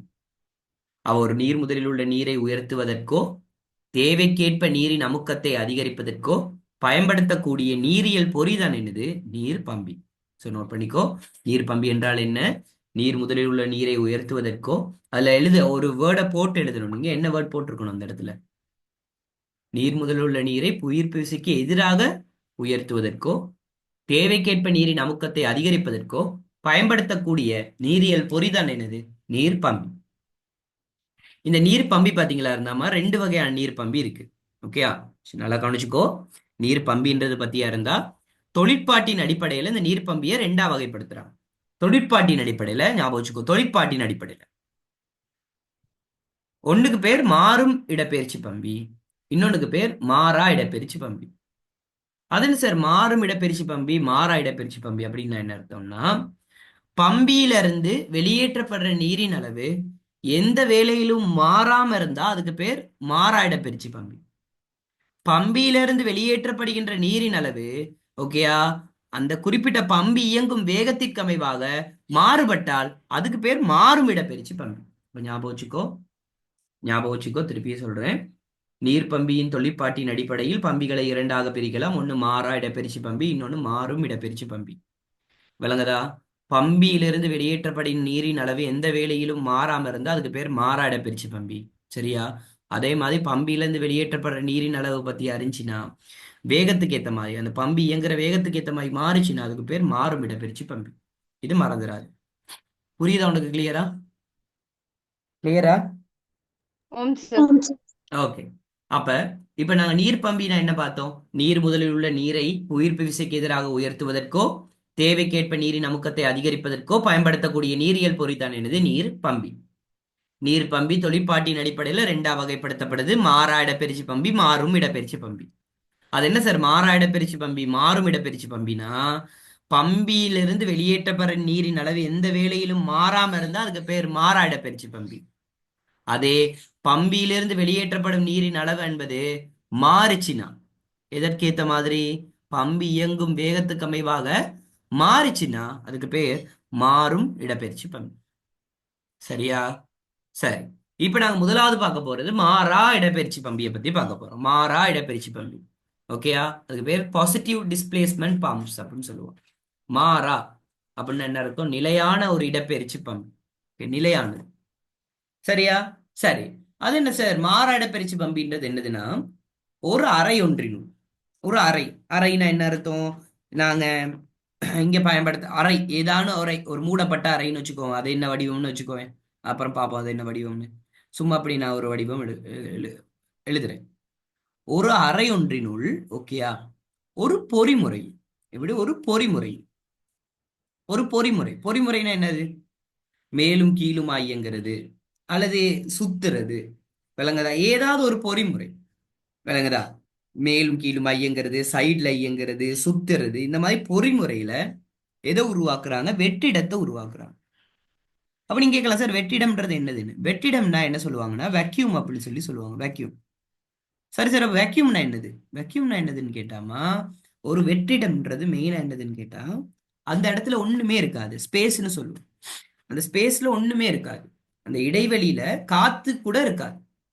விளங்குதா? வெக்யூம்னா எதுவுமே இருக்காது, அது வெற்றிடம். அதான் சொல்லுவாங்க வெற்றிடம்னு சொல்லுவாங்க. வெற்றிடம் ஒன்று என்னைக்கு உருவாகுதோ கட்டாயம் அந்த வெற்றிடத்துல ஒரு விசை ஒன்று தொழிற்படும். அந்த விசைக்கு பேர் என்னதுன்னா உறிஞ்சல் விசை. என்ன விசை? உறிஞ்சல் விசை. வெற்றிடத்தை நோக்கி என்ன விசை தொழிற்படும்? எப்பயுமே உறிஞ்சல் விசை. ஏன் ஏன் இந்த உறிஞ்சல் விசை தொழிற்படுது வெற்றிடத்துல? ஏன்னா வெற்றிடத்துல பாத்தீங்கன்னா ஒண்ணுமே இருக்காது. விளங்குதா? வெக்யூம்ல ஒண்ணுமே இருக்காது. அப்ப என்ன நடக்கும்? வெக்யூம்ல ஒண்ணுமே இருக்காதுன்னா என்ன செய்யாது? தண்ட இடத்தை நோக்கி என்ன செய்யும்? ஒரு குறிப்பிட்ட விஷயத்த என்ன செய்யும்? ஈர்த்து எடுக்கும். ஈர்த்து எடுக்கிறதுக்காக அந்த வெற்றிடத்துல என்ன விசை உருவாகும்னா உறிஞ்சல் விசை ஒன்று உருவாகும். விளங்குதா? அப்ப மாறா இடப்பெயர்ச்சி பம்பினா ஒரு அரையொன்றினுள் பொறிமுறையில் வெற்றிடத்தை உருவாக்குறாங்க. ஓகேயா? உருவாக்கி நீர் முதலிலிருந்து நீரை என்ன செய்யறாங்க? ஈர்த்து எடுக்கிறாங்க. எடுத்த நீருக்கு ஒரு பொறிமுறை வலு மூலமாக அந்நீரை அறைக்கு வெளியே அனுப்புற ஒரு செயல்முறை தான் என்னது? மாறா இடப்பெயர்ச்சி பம்பி. இன்னும் உதாரணமா சொல்லணும்னா நீர் முதல்ல இருந்து தண்ணியமா உள்ளுக்கு இழுத்து எடுக்கிறாங்க. உள்ளுக்கு ஈர்த்து எடுக்கிறதுக்கு பாத்தீங்கன்னா இதை பயன்படுத்துறாங்க. எப்படி உள்ளுக்கு ஈர்த்து எடுக்கிறாங்க? உறிஞ்சல் விசையை பயன்படுத்தி. இந்த உறிஞ்சல் விசை எப்படி உருவாகுது? அந்த அறையில உறிஞ்சல் விசை எப்படி உருவாகுது? பொறிமுறை ஒன்று. ஓகேயா? யாதாயினும் ஒரு பொறிமுறையில என்னத்தை உருவாக்குறாங்க? வெற்றிடத்தை உருவாக்கி அந்த வெற்றிடத்தை நோக்கி உறிஞ்சல் விசை ஒன்று உருவாகும். அந்த உறிஞ்சல் விசை காரணமா நீர் முதல்ல இருந்து நீரானது என்ன செய்யப்படும்? ஈர்த்து எடுக்கப்படும். இந்த ஈர்த்தெடுக்கப்படுற நீரானது, ஞாபகம் வச்சுக்கோங்க, ஈர்த்தெடுக்கப்படுற நீரானது பொறிமுறை வலு மூலமாக, ஒரு பொறிமுறை வலு மூலமாக அந்நீரை எங்க அனுப்புவாங்க? ஈர்த்தெடுக்கப்பட்ட இடம் எது? ஒரு அறை. அந்த அறைக்கு வெளியே அனுப்புற செயல்முறை தான் மாறா இடப்பெயர்ச்சி பம்பி. இதுல முக்கியமான 3 பாயிண்ட்ஸ் இருக்கு. ஒண்ணு, அரையொன்றினுள் பொறிமுறையில் வெற்றிடத்தை உருவாக்கி நீர் முதலிலிருந்து நீரை ஈர்த்தெடுத்து பொறிமுறை வலு மூலமாக அந்நீரை அறைக்கு வெளியே அனுப்பும் பம்பிகள் மாறா இடப்பெயர்ச்சி பம்பிகள். நோட் பண்ணிக்கோங்க, மாறா இடப்பெயர்ச்சி பம்பிகள். மாறா இடப்பெயர்ச்சி பம்பிகள். மாறா இடப்பெயர்ச்சி பம்பின்னா என்னமா? ஒரு அரையொன்றினுள் பொறிமுறையில் வெற்றிடத்தை உருவாக்கி அதனுள் நீர் முதலிலிருந்து நீரை ஈர்த்தெடுத்து பொறிமுறை வலு மூலமாக அந்நீரை அறைக்கு வெளியே அனுப்பும் பம்பிகள் தான் மாறா இடப்பெயர்ச்சி பம்பிகள். மாறா இடப்பெயர்ச்சி பம்பிகள்ல வெளியேற்றப்படுற நீரின் அளவு எந்த வேளையிலும் மாறாம இருக்கிறனால தான் அதுக்கு பேர் மாறா இடப்பெயர்ச்சி பம்பி. சரியா? சோ அப்ப மாறா இடப்பெயர்ச்சி பம்பினா கேட்பாங்க உங்களுக்கு என்ன உதாரணம்? மாறா இடப்பெயர்ச்சி பம்பிக்கு என்ன உதாரணம் அப்படின்னு கேட்டீங்கன்னா 2 உதாரணம் இருக்கு. ஒண்ணு, முன்பின்னான இயக்கம் கொண்ட பம்பிகள் அப்படின்னு ஒண்ணு இருக்கு. முன்பின்னான இயக்கம் கொண்ட பம்பிகள் ரெசிப்ரோகேட்டிங் பம்ப்ஸ்ன்னு சொல்லுவாங்க. இதுக்கு உதாரணம் எழுதி வச்சுக்கோங்க. முசல வகை பம்பி என்பது இதுக்கு தான் உதாரணம். முசல வகை பம்பி என்பது எதுக்கு உதாரணம்? முன்பின்னான இயக்கம் கொண்ட பம்பிகளுக்கு உதாரணம். முசல வகை பம்பிய ஆடு தண்டு வகை பம்பின்னு கூட நாங்க சொல்லுவோம். ஏன்னா முசலத்துக்கு இன்னொரு பேர் என்னது? ஆடு தண்டு. இங்கிலீஷ்ல முசல வகை பம்பிய பிஸ்டன் பம்ப் அப்படின்னு சொல்லி நம்ம சொல்லுவோம். முசல வகை பம்பிய ஓகே பிஸ்டன் பம்ப்ஸ்ன்னு சொல்லி சொல்லுவோம். பிஸ்டன்னா முசலம் அல்லது ஆடுதண்டுன்னு அர்த்தம். சரியா? சிம்பிளான ஒரு விஷயம். அடுத்த பம்பி என்னதுன்னு கேட்டா சுழலி பம்பி. சுழலி பம்பி இதுக்கு மறுபெயர் இருக்கு, நோட் பண்ணிக்கோ. பட்சில்லு பம்பின்னு சொல்லுவாங்க. பட்சில்லு பம்பி, பட்சில்லு பம்பி, ரொட்டரி பம்ப்ஸ். ஓகேயா? இது 2 பம்பிகளும் தான் என்னதுன்னு கேட்டா மாறா இடப்பெயர்ச்சி பம்பிகளுக்கு உதாரணமாகும். மாறா இடப்பெயர்ச்சி பம்பிகளுக்கு உதாரணமாக இது 2 பம்பியும் தான். ஒன்னு பட்சில்லு பம்பி, இன்னொன்னு முசல வகை பம்பி. ஓகேயா? பட்சில்லு பம்பி, இன்னொன்னு என்ன? முசல வகை பம்பி. முசல வகை பம்பியும் பட்சில்லு பம்பியும் தான் மாறா இடப்பெயர்ச்சி பம்பிகளுக்கு உதாரணமாகும். சரியா? இதுல முசல வகை பம்பியை பத்தி நாங்க டீப்பா இப்ப படிக்க போறோம். அதுக்கு முதல் இந்த சுழலி பம்பியை பத்தி சொல்லிடுறேன். இந்த சுழலி பம்பி பிரதானமா எங்க பயன்படுத்துறது அப்படின்னு கேட்டீங்கன்னா பிசுக்குமை உயர்வான திரவங்களை மேலே உயர்த்துவதற்காக பயன்படுத்தப்படுற பம்பி பட்சில்லு பம்பி ஆகும். இந்த இடத்துல நீங்க உங்களுக்கு ஒரு டவுட் வந்துடும், அது சார் பிசுக்குமைனா என்ன சார் அப்படின்னு கேட்டு. பிசுக்குமைன்றது என்னதுன்னாமா நாங்க இங்கிலீஷ்ல சொல்லுவோம் விஸ்கோசிட்டி அப்படின்னு சொல்லி சொல்லுவோம். யாதாயினும் ஒரு திரவமானதுமா ஒரு குறிப்பிட்ட இடத்துல இருந்து இப்படி பாய்ந்து ஓடுதா இருந்தா, இப்படி குறிப்பிட்ட இடத்துல இருந்து இப்படி அந்த திரவம் பாய்ந்து ஓடுதா இருந்தாமா இது பாய்ந்து ஓடுறதுக்கு பாத்தீங்களா இருந்தா எதிர்ப்பு தன்மைன்றது எப்படி இருக்கணும்? நல்லா பாஞ்சு ஓடணும்னா எதிர்ப்பு தன்மை எப்படி இருக்கணும்? அது பாய்ச்சலுக்கான எதிர்ப்பு தன்மை எப்படி இருக்கணும்? குறைவா இருக்கணுமா கூடவா இருக்கணுமா? நல்ல யோசி. குறைவா இருக்கும். குறைவா இருக்கணும். ஒரு மேற்பரப்புல ஒரு நீரோ இல்லாட்டி ஏதோ ஒரு திரவம் பாஞ்சு ஓடுதா இருந்தா அந்த பாஞ்சு ஓடுறதுக்கான எதிர்ப்பு தன்மை எப்படி இருக்கணும்? குறைவா இருக்கணும். குறைவா இருந்தா தான் என்ன செய்யும்? நல்லா ஓடும். விளங்குதா? அந்த பாய்ச்சலுக்கான எதிர்ப்பு தன்மை தான் என்னது? இந்த பிசுக்குமைன்னு சொல்லி சொல்லுவாங்க. விளங்குதா? ஓகேயா? அந்த பாய்ச்சலுக்கான அந்த குறிப்பிட்ட திரவம் அல்லது பாயியானது ஒரு மேற்பரப்பில் பாய்ச்சலுக்கு காட்டுற எதிர்ப்பு தன்மைக்கு பேர் தான் விஸ்கோசிட்டின்னு சொல்லுவோம். பிசுக்குமைன்னு சொல்லுவோம். இன்னும் உங்களுக்கு நல்லா விளங்கப்படுத்தணும், இன்னொன்னு உங்களுக்கு ஈஸியா விளங்கப்படுத்தணும்னா ஒரு தண்ணி எடுத்துக்கோங்க. தண்ணி ஒன்று எடுத்துக்கோங்க. ஏ முனையில இருந்து பி முனைக்கு பாத்தீங்களா இருந்தா நீங்க என்ன செய்யுங்க? தண்ணியை அப்படி ஊத்துங்க. சரியா?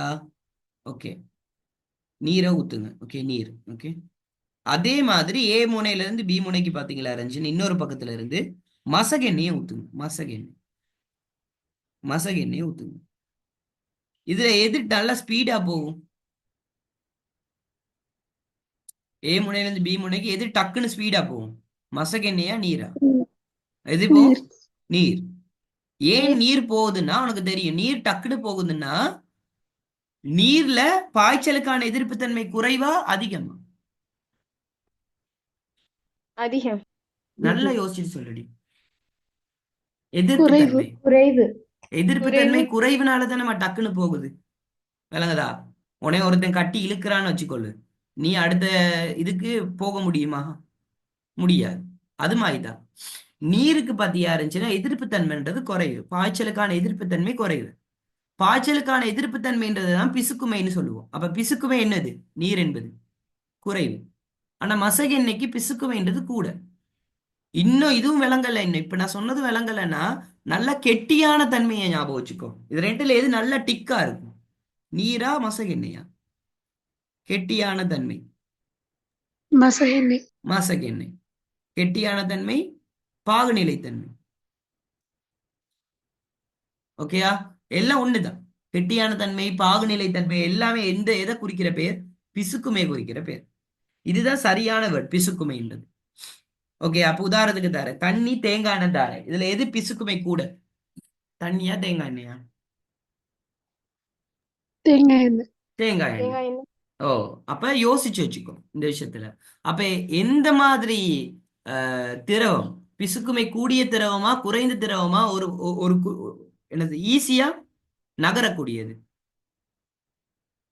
ஈஸியா மூவபிள் பிசு. ஆகக்கூடியது என்னது? பிசுக்குமை கூடிய திரவமா குறைவான திரவமா? குறைவான திரவம். பிசுக்குமை குறைவான திரவம் தான் என்ன செய்யும் கேட்டீங்கன்னா ஈஸியா என்ன செய்யும்? மூவ் ஆயிட்டு போகும். ஈஸியா மூவ் ஆயிட்டுன்னா ஒரு இடத்துல இருந்து இன்னொரு இடத்துக்கு பாத்தீங்களா இருந்துச்சுன்னா எதிர்ப்பு தன்மை குறைவு தானே, அப்ப நல்லா பாஞ்சு ஓடும். விளங்குதா? பிசுக்குமை உயர்வான திரவமா இருந்துச்சுன்னா அது பாய்ந்தோடுற வேகம் பாத்தீங்களா இருந்தா குறைவா இருக்கும். உதாரணம் இது ரெண்டையும் நான் சொல்லலாம், நீரையும் மசகெண்ணையும் வச்சே நம்ம சொல்லலாம். அப்ப அந்த பிசுக்குமை உயர்வான திரவங்கள் இருக்கு தெரியுமா? அந்த ஆயில் மசகெண்ணெய்லாம் வருமா? இப்ப வெளிநாட்டுல கல்ஃப் கண்ட்ரீஸ்ல எல்லாமே அங்க இருந்து வரும் தானே மசகெண்ணெய் ஒரு டேங்கா. அந்த மசகெண்ணெயை பாத்தீங்கன்னா மேல உயர்த்துறதுக்கு பயன்படுத்துற பம்பி இந்த சுழலி பம்பி தான். இது நீங்க கூட பார்த்திருப்பீங்க. எங்கன்னு கேட்டீங்களா இருந்துச்சுன்னா அந்த ட்ரம், அந்த தேங்காய் ஹோல்சேலா வாங்குற கடையில பாருங்க. ஒரு பெரிய ட்ரம்ல பாத்தீங்களா இருந்தா தேங்காய் அந்த ட்ரம்ல இருந்து மேல உயர்த்துறதுக்கு பாத்தீங்கன்னா ஒரு மேல வச்சு மேல ஒரு விஷயத்த வச்சுட்டு இப்படி ஒரு கைப்பிடிய சுத்திக்கிட்டே இருப்பானுங்க ஒரு சில்ல வச்சுக்கிட்டு. அந்த பம்பிக்கு பேர் தான் என்னதுன்னு கேட்டீங்களா இருந்துச்சுன்னா என்ன பம்பி? சுழலி பம்பி. சுழலி பம்பியோட மறுபெயர் என்னது? பச்சில்லு பம்பி. இது கூடுதலா எங்க பயன்படுத்தப்படும்னா பிசுக்குமை உயர்வான திரவங்களை உயர்த்துறதுக்காக பயன்படுத்தப்படும். அது பிசுக்குமை உயர்வான திரவங்களை நான் சொல்றேன் மெயினா. இப்ப தேங்காய் எண்ணெயா இருக்கட்டும், மசகு எண்ணெயா இருக்கட்டும், அந்த மாதிரி பிசுக்குமை உயர்வான திரவங்களை உயர்த்துறதுக்காக இந்த சுழலி பம்பி பயன்படுத்தப்படும். உங்களுக்கு கிளியரா? உனக்கு ஷுவரா? கிளியர் தானே? ஆம் சார். சரி. இப்ப நாங்க பார்க்க போறது என்னதுன்னா மாறா இடப்பெயர்ச்சி பம்பியில பத்தியா இருந்தா ஆடுதண்டு வகை பம்பி அல்லது முசல வகை பம்பியை பத்தி பார்க்க போறோம்.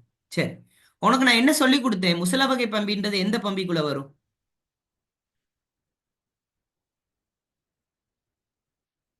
முசல வகை பம்பின்றது எந்த வகை பம்பிக்குள்ள வரும்?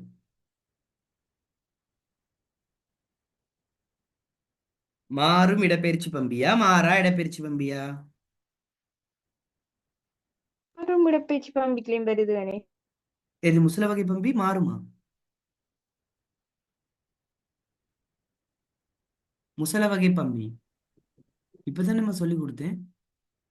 என்ன பம்பி மாறா இப்போ? இடப்பெயர்ச்சி பம்பி. மாறா இடப்பெயர்ச்சி பம்பி. என்னடி மண்ட கலக்கத்துல இருக்கீங்களா? ஒழுங்கா பாருங்க. ஓகேயா? முசல வகை பம்பின்றது பாத்தீங்களா இருந்துச்சுன்னா இந்த இதுக்குள்ள வரும், மாறா இடப்பெயர்ச்சி பம்பிக்குள்ள வரும். சரியா? இந்த முசல வகை பம்பி எடுத்துக்கிட்டீங்களா இருந்தா ஞாபகம் வச்சுக்கோங்க ஒரு விஷயத்த. சரியா? மாறா இடப்பெயர்ச்சி பம்பி நான் என்ன சொல்லி கொடுத்தேன்னா, அதுல வரைவிலக்கணம் சொல்லும் போது உனக்கு மெயினா ஒன்று சொல்லி கொடுத்தேன். என்னது? ஒரு அரையொன்றினுள் பொறிமுறையில் என்னத்தை உருவாக்கணும்? வெற்றிடத்தை உருவாக்கி நீர் முதலிருந்து நீரை ஈர்த்து எடுத்து அந்த நீருக்கு பொறிமுறை வலு ஒன்று வழங்குவதன் மூலமாக அந்நீரை எங்க தள்ளுற மெத்தட்? எதுக்கு வெளியில தள்ளுற மெத்தட்? எதுக்கு வெளியில தள்ளுற மெத்தட் நான் சொல்லி கொடுத்தேன்? அறைக்கு வெளியே. அறைக்கு வெளியே தள்ளுற மெத்தட். அதே விஷயம் தான் இங்கேயும். விளங்குதா? நல்லா கவனி. அங்க அறைன்னு சொன்னேன் தானே. இங்க பாரு, உருளை வடிவ அறைன்னு ஒண்ணு இருக்கு பாரு. அதே வரைவிலக்கணம் தான். இங்க பாரு, அங்க அறைய இங்க உருளை வடிவ அறைன்னு கொடுத்துருக்கா. பொறிமுறையில் வெற்றிடத்தை உருவாக்குறாங்க தானே. இங்க பாரு, பொறிமுறையில வெற்றிடத்தை உருவாக்குறாங்க. அது என்ன சார் பொறிமுறையில வெற்றிடத்தை உருவாக்குறேன்னா அதுக்கு என்னத்தை பயன்படுத்துறாங்கன்னா ஆடுதண்டை பயன்படுத்துறாங்க. இங்க விளங்குதா? ஆடுதண்டு என்னது? பிஸ்டன். பிஸ்டன்றது என்ன, எப்படி இயங்கும்னு தெரியும் தானே. எங்களோட வாகனத்துல இருக்கிற பிஸ்டன் எப்படி இயங்கும் தெரியும் தானே. பிஸ்டன்ஸ் மேலும் கீழுமா இயங்கும் இப்படி. ஓகேயா? இதை ரெசிப்ரோகேட்டிக் மோஷன் சொல்லுவாங்க. மேலும் கீழுமா இயங்கும். சரிதானே? அப்ப இந்த பிஸ்டன் தான் என்ன செய்ய போகுதுன்னு கேட்டா அந்த அறைக்குள்ள பொறிமுறையில வெற்றிடத்தை உருவாக்க போகுது. இதே சுழலி பம்பியா இருந்தா அங்க வெற்றிடத்தை உருவாக்குறது யாரா இருப்பா? நல்ல யோசிச்சு சொல்லு.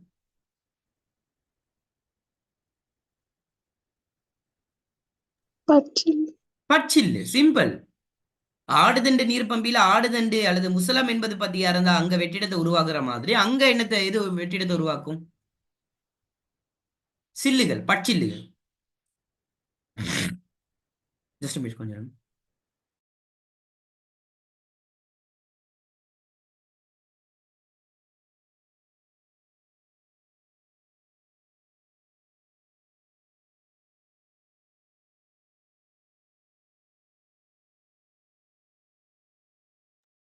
ஓகே, சரியா?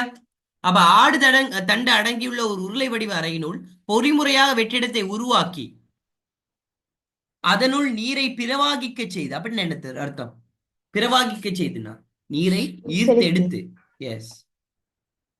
அந்த நீரை ஈர்த்தெடுத்து அந்த அறையினுள் அமுக்கத்தை அதிகரிப்பதன் மூலமாக, எதை அதிகரிப்பதன் மூலமாக? அமுக்கத்தை Pressure. அதிகரிப்பதன் மூலமாக. இதை தான் நான் உங்களுக்கு மேல என்ன சொல்லி கொடுத்தேன்? ஒரு பொறிமுறை வலுவின் மூலமாக என்ன செய்யறோம்? நீரை அறைக்கு வெளியே நாங்க என்ன செய்யறோம்? தள்ளுறோம். அப்ப மாறா இடப்பெயர்ச்சி பம்பியுடைய வரைவிலக்கணமும் இது ஒண்ணு தான். என்ன செய்ய போற? சில சில வேர்ட்ஸ் மட்டும் தான் மாத்த போற. மாறா இடப்பெயர்ச்சி பம்பிக்கு என்ன வரைவிலக்கணம் எழுதுன? பொறிமுறையில் ஒரு அறையொன்றினுள் வெற்றிடத்தை உருவாக்கி நீரை ஈர்த்தெடுத்து அந்நீரை அந்நீரை பொறிமுறை வலு மூலமாக என்ன செய்யறது? அறைக்கு வெளியே அனுப்பப்படும் செயல்முறை தான் நீர் உயர்த்தல். சரி, மாறா இடப்பெயர்ச்சி பம்பி அதுல தொழில். அதே விஷயம் தான் இங்கேயுமே. என்னது? ஆடுதண்டு அடங்கியுள்ள உருளை வடிவ அறையினுள் பொறிமுறையாக வெற்றிடத்தை உருவாக்கி அதனுள் நீரை பிரவாகிக்க செய்து பின்னர் அவ்வறையினுள் அமுக்கத்தை அதிகரிப்பதன் மூலமாக நீரை வெளியே தள்ளக்கூடிய ஒரு செயல்முறை தான் என்னது? ஆடுதண்டு நீர் பம்பி. புரிஞ்சதா? புரிஞ்சதா? கிளியரா? ஓம் சார். சரி. அப்ப இந்த ஆடுதண்டு நீர் பம்பி எப்படி இயங்குதுன்றதை பாத்தீங்கன்னா தெரிஞ்சிருக்கணும் உங்களுக்கு. ஓகே, ஆடுதண்டு நீர் பம்பி எப்படி இயங்குதுன்றது உங்களுக்கு தெரிஞ்சிருக்கணும். விளங்குதா? ஆடுதண்டு நீர் பம்பி எப்படி இயங்குதுன்றது தெரிஞ்சிருக்கணும். அதுக்கு இந்த ஆடுதண்டு வகை பம்பியிட கேள்வி வந்துட்டுமா? சரியா? கேள்வி பாஸ் பேப்பர்ல வந்துட்டு. ஓகேயா? ஸோ அதையும் நாங்க பார்ப்போம். அதுக்கு இதையும் பார்ப்போம். ஆடுதண்டு பம்பியை வரைய சொன்னாமா டக்குன்னு இப்படி ஒரு உருளை வடிவ இது ஒன்று போடுங்க. சரியா? இப்படி ஒரு முசலத்தை வரைங்க.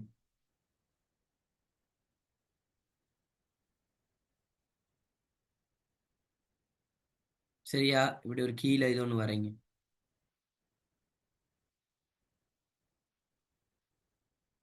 இங்க நீர் முதல்ல வரைங்க. இங்க வரீங்க.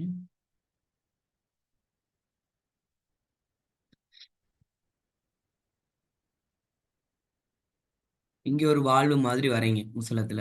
ஓகேயா, ஒரு valve. Okay, valve. Okay, valve மாதிரி ஒன்று வரைங்க. வேல் இங்க ஒரு வேல்வ் மாதிரி வரைங்க. வால்வுகள். ஓகே, வால்வுகள்னா உங்களுக்கு தெரியும் என்னதுன்னு சொல்லி. ஒரு விஷயத்துல இருந்து யாராயும் ஒரு விஷயத்த உள்ளுக்கு எடுக்கிறதுக்கும் வெளியில தள்ளுறதுக்கும் பாத்தீங்களா இருந்தா அந்த என்ட்ரன்ஸ் தான் அந்த வால்வுகள். விளங்குதா? சரி. அப்ப இங்க ஒரு வால்வு இருக்கும். ஓகே, இங்க ஒரு குழாய் இருக்கும், இங்க ஒரு குழாய் இருக்கும். இதோட பகுதிகளை பார்ப்போம். இதுக்கு பேர் நாங்க சொல்லுவோம் என்னது, கைப்பிடி அப்படின்னு சொல்லி சொல்லுவோம். இதுக்கு பேர் என்னதுன்னா முசலம். ஓகே, முசலம் நடுவுல இருக்கு, முசலம், பிஸ்டன். சரியா? இந்த கைப்பிடியையும் முசலத்தையும் இணைக்கிற இந்த தண்டுக்கு பேர் பம்பித்தண்டு. ஓகே, என்ன தண்டு? பம்பித்தண்டு அம்பித்தண்டா. அல்லது தொடுகோல். தொடுகோல் பம்பித்தண்டுன்னு சொல்லுவோம் நாங்க, கூடுதலா தொடுகோல்னு கூட சொல்லலாம். பம்பித்தண்டு. அதுக்கப்புறம் ரெண்டு வகையான குழாய் இருக்கு. இந்த நீர் முதலோட இணைக்கப்பட்டுள்ள குழாய்க்கு பேர், ஓகேயா, நிலத்துக்கு அடியில் உள்ள நீர் முதலோட இணைக்கப்பட்டுள்ள குழாய்க்கு பேர் என்னதுன்னா உறிஞ்சல் குழாய்.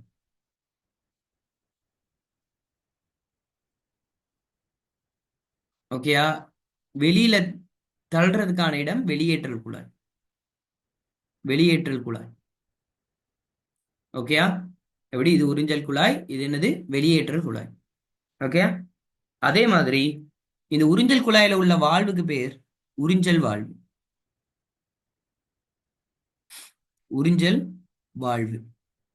அதே மாதிரி இங்க இதுல முசலத்தோட இணைஞ்சிருக்க வால்வுக்கு பேர் வெளியேற்றல் வால்வு.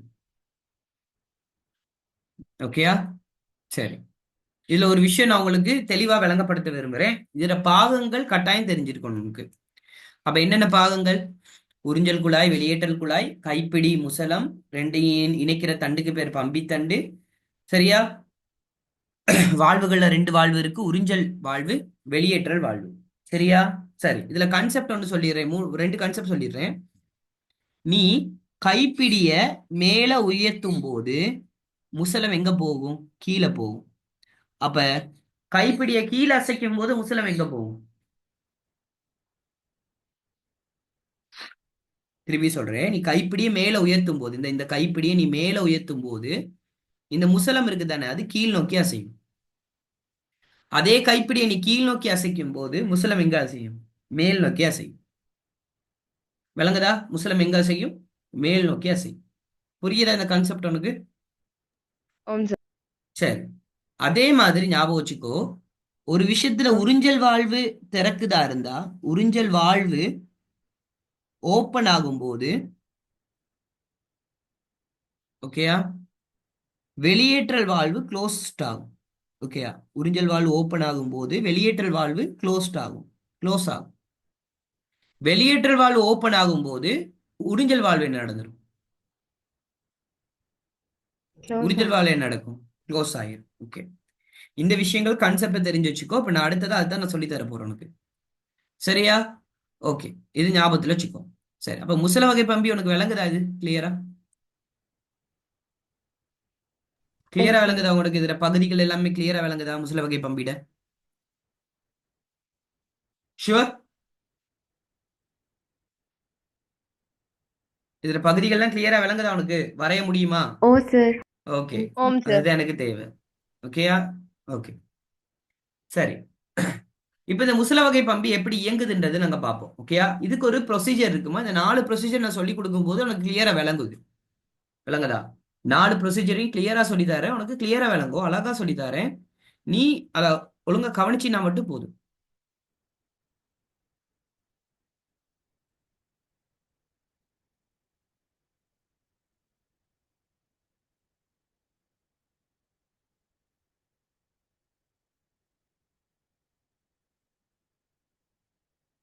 ஓகே, இதை கொஞ்சம் நல்லா பார்த்துக்கோ இப்ப. ஓகேயா, இதை நல்லா பார்த்துக்கோ. ஓகே, இந்த முசல வகை பம்பி எப்படி இயங்குதுன்னு கேட்டா, அதாவது முசல வகை பம்பி நீங்க பார்த்திருப்பீங்க தானே ஊர் சைட்ல எல்லாமே. சரியா? கைப்பிடி அந்த மேல கீழே தூக்கி நீ குழாயடி பம்பின்னு சொல்லுவாங்க.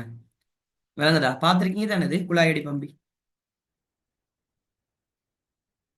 இருங்க,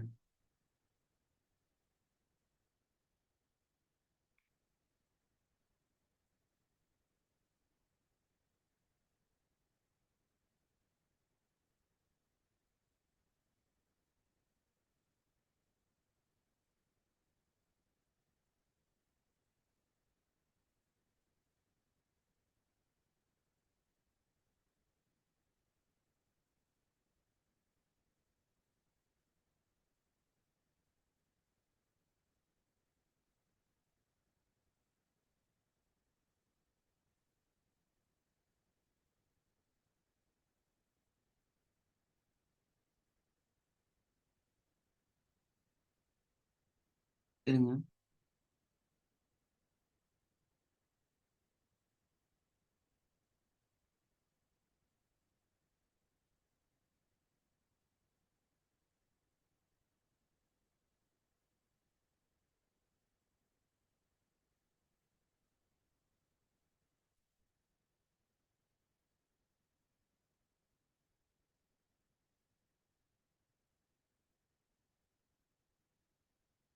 இருங்க.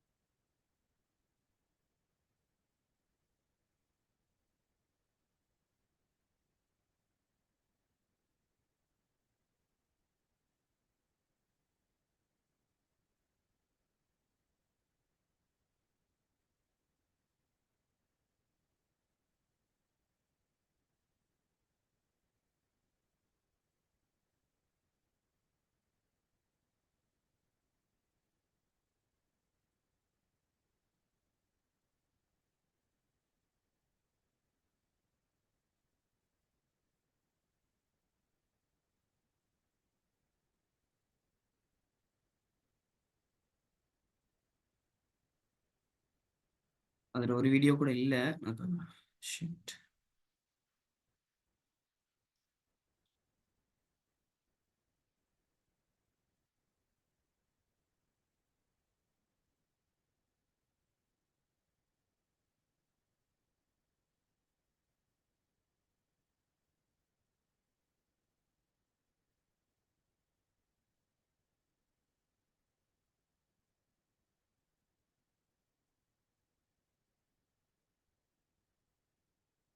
இதை கொஞ்சம் பாருங்கம்மா. இந்த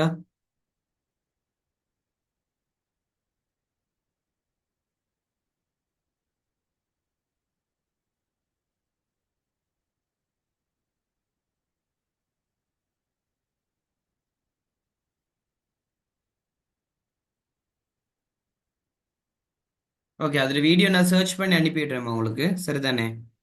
அது ஊர் சைட்ல இதாக்குறது நீங்க பார்த்துருப்பீங்களா தெரியல எனக்கு. சில சில படங்கள்ல, வில்லேஜ் படங்கள்ல நீங்க பார்த்துருக்கலாம். அவங்க காட்டுவாங்க. இந்தியால இன்னும் இருக்கு அந்த பம்பி. ஓகேயா? குழாயடி தண்ணின்னு சொல்லி சொல்லுவாங்க. அது இந்த பிஸ்டன் பம்ப் தான். ஓகேயா? சரி. இந்த பிஸ்டன் பம்ப் இயங்குறது பாத்தியா இருந்தா, நான் சொல்றதை அழகா கவனிச்சுக்கோ, அழகா விளங்கும் இது. ஓகேயா? 4 ப்ராசஸ் இருக்குமா. இந்த 4 ப்ராசஸும் பாத்தீங்களா இருந்தாமா தனித்தனியா நடக்க போகுது. ஓகேயா? ஆனா இது நடக்கிறது எங்களுக்கே விளங்காது. விளங்குதா? உதாரணத்துக்கு சொல்றேனே, இப்படி ஒரு பம்ப் இருக்குதா இருந்துச்சுன்னா, நீ போயிட்டு பம்ப்ல போயிட்டு தண்ணி அடிக்கும் போது முதலாவது தடவை நீ போயிட்டு பம்ப்ல தண்ணி அடிக்கிற. விளங்குதா? இந்த தண்ணியை நீ அடிக்கிறதுக்கு கைப்பிடியை மேல உசத்தி கீழே தள்ளும் போது முதலாவது தடவையில என்ன செய்யாதுன்னு கேட்டா, பம்ப்ல இருந்து தண்ணி வராது, காத்து தான் வரும். 2வது தடவை நீ கைப்பிடியை மேல உயர்த்தி கீழே தள்ளும் போது தான் என்ன நடக்கும்? தண்ணி வெளியேறும். 3வது தடவை இப்படி கைப்பிடியை கீழே மேல உயர்த்தி கீழே தள்ளும் போது பாத்தீங்கன்னா தண்ணி வெளியேறும். விளங்குதா?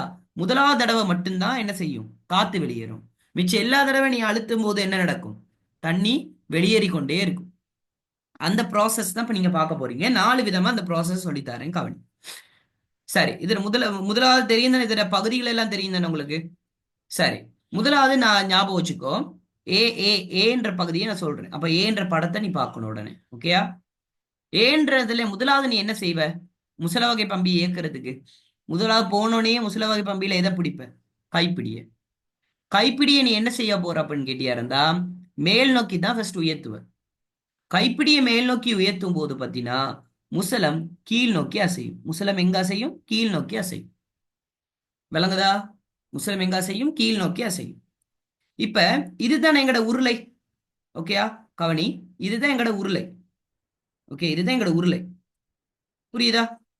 இந்த உருளையில பாத்தியா இருந்தா நல்லா கவனிச்சுக்கோ. இந்த உருளையில இது மேல் உருளையா இருக்கும், இது கீழ் உருளையா இருக்கும்.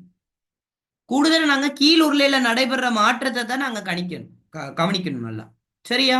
உங்களுக்கு ஈஸியா சொல்றதுக்காக இந்த மாதிரி பிரிச்சு சொல்லித்தரேன். ஆனா இப்படி பிரிச்சு செய்ய மாட்டாங்க. நான் உங்களுக்கு பிரிச்சே சொல்லித்தரேன். ஓகேயா? சரி.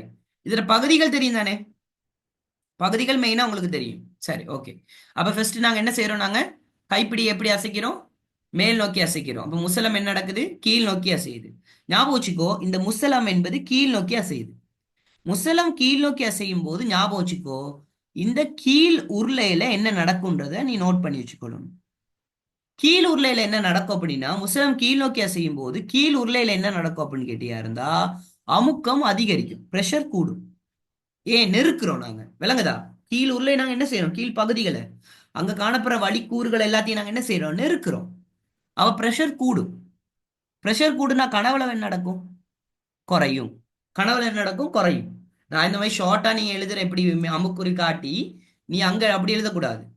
ஓகே, அங்க எழுதுறதுக்கு ஒரு ப்ரொசீஜர் இருக்கு, அதையும் நான் சொல்லித்தரேன் உனக்கு. அப்ப ஞாபகம் வச்சுக்கோ, முதலாவது ஸ்டெப்ல என்ன செய்யறோம்? நாங்க கைப்பிடியை மேல உயர்த்தி கைப்பிடியை மேல உயர்த்துறோம். உயர்த்தும் போது அங்கிட்டு உள்ளுக்கு என்ன நடக்குது? முசலம் கீழ் நோக்கி அசையுது. முசலம் கீழ் நோக்கி அசையும் போது கீழ் உருளையோட அமுக்கம் கூடி கனவுல என்ன நடக்கும்? குறையும். ஞாபகம் வச்சுக்கோ, திருப்பி சொல்ற, நல்லா கவனிச்சுக்கோ. எந்த இடத்துல அமுக்கம் கூடுதோ அந்த இடத்துல காணப்படுற வாழ்வு மூடிக்கொள்ளும். எந்த இடத்துல அமுக்கம் குறைவா இருக்கோ அந்த இடத்துல காணப்படுற வாழ்வு என்ன நடக்கும்? திறந்துடும். உதாரணத்துக்கு சொல்றேன். இப்ப சொல்லு, அமுக்கம் எந்த அறையில கூடுது? கீழ் உருளையிலையா, கீழ் அறையா, மேல் அறையிலையா அமுக்கம் கூடுது? அமுக்கம் எங்க கூடுது? முதலாவதுல சொல்லுப்ப, ஏல. கீழ் அறையிலையா, மேல் அறையிலையா?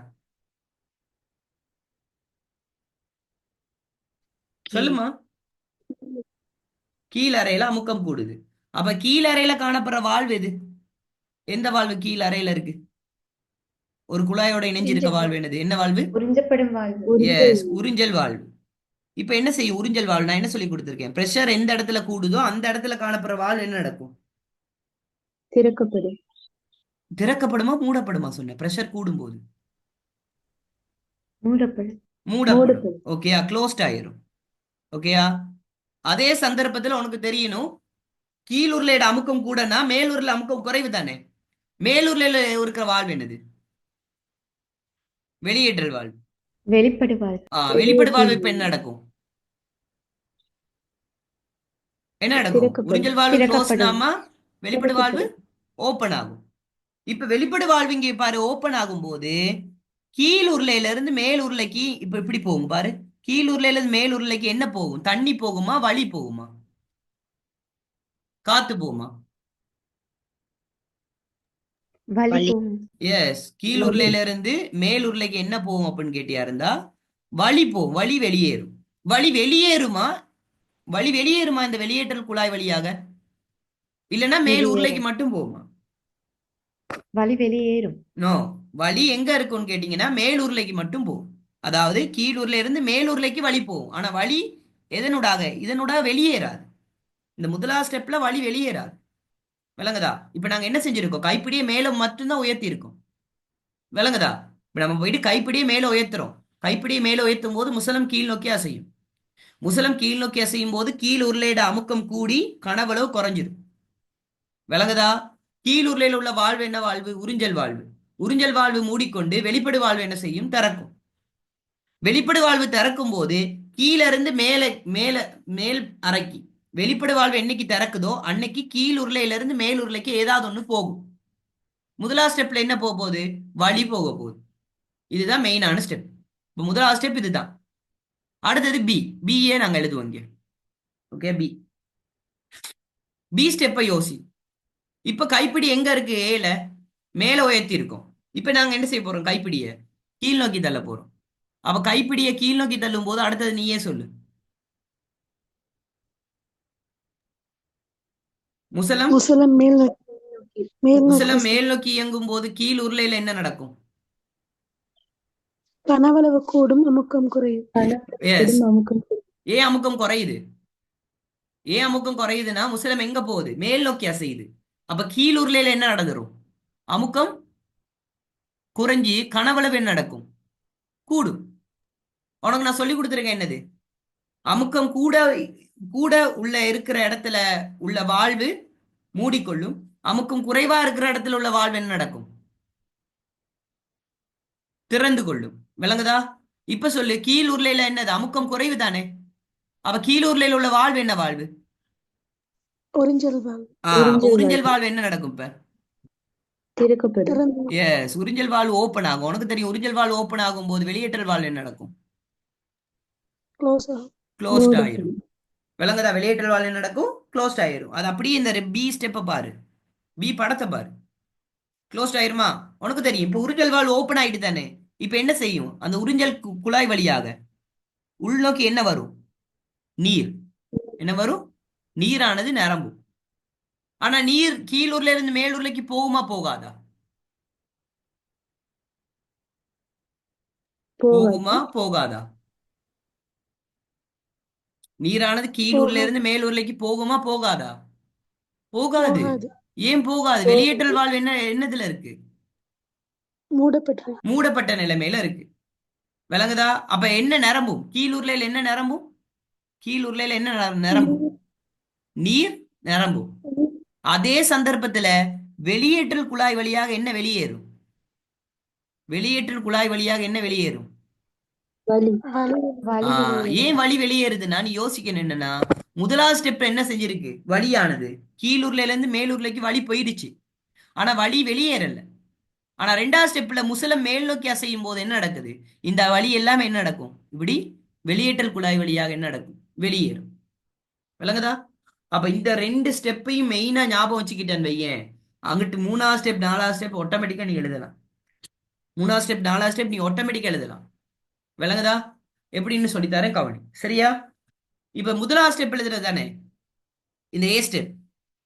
இதுல வர்ற விஷயங்கள் அப்படியே எதுல வரும்னா சி ஸ்டெப்ல வரும். இப்ப பாரு, நான் சொல்றேன், அதையும் நான் எழுதுறேன், சி ஸ்டெப் எழுதி காட்டுறேன் பாரு. ஓகேயா? இப்ப கவனி. இப்ப கைப்பிடி எங்க இருக்குன்னு யோசி. கைப்பிடியை நாங்க முதலாவது தடவை ஏல மேல உயர்த்தினோம், திருப்பி பீல கீழே தள்ளுனோம். சரியா? அப்ப முதலாவது தடவை கைப்பிடியை மேல உயர்த்தி கீழே தள்ளியாச்சு. இப்ப திருப்பி என்ன செய்வோம்? கைப்பிடியை மேலும் கைப்பிடியை மேல சத்தும் போது முசலம் என்ன நடக்கும்? கீழ் நோக்கி அசையும்.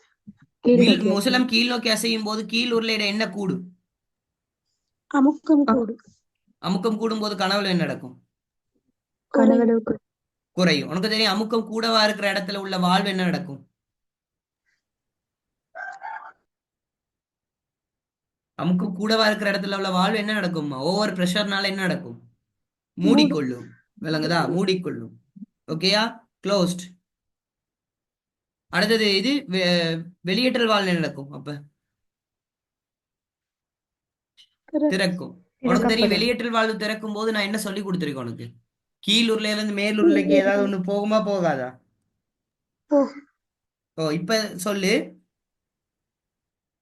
இப்ப சொல்லு, என்ன போகும் கீழ் உருளையில இருந்து மேல் உருளைக்கு? ஏற்கனவே கீழ் உருளையில என்ன இருக்கு? தண்ணி இருக்கு. இப்ப என்ன செய்யும்? வெளியேற்றல் வாழ்வு திறக்கும் போது கீழ் உருளையில இருந்து மேல் உருளைக்கு என்ன போகும்? நீர் போகும். எஸ், கீழ் உருளையில இருந்து மேல் உருளைக்கு என்ன போகும்? நீர் போகும். இங்க திருப்பியும் நிரம்புமா? திருப்பியும் இந்த கீழ் உருளை நிரம்புமா? நிரம்ப சான்ஸ் இருக்கா இந்த ஸ்டெப்ல? இல்ல. ஏன் ஏன் இல்ல? ஒரிஞ்சல் வால்வு மூடப்பட்ட எஸ், உறிஞ்சல் வாழ்வு மூடப்பட்ட நிலைமையில இருக்கு. அடுத்தது டி. ஓகேயா? டீல என்னது? இப்ப இப்ப கைப்பிடி மேல சீல மேல உயர்த்தி இருக்கும். இப்ப செய்வோம் என்னது? கடைசியா செய்யும் போது கைப்பிடிய கீழே கீழே கைப்பிடியை கீழே தள்ளும் போது முசலம் என்ன எப்படியா செய்யும்?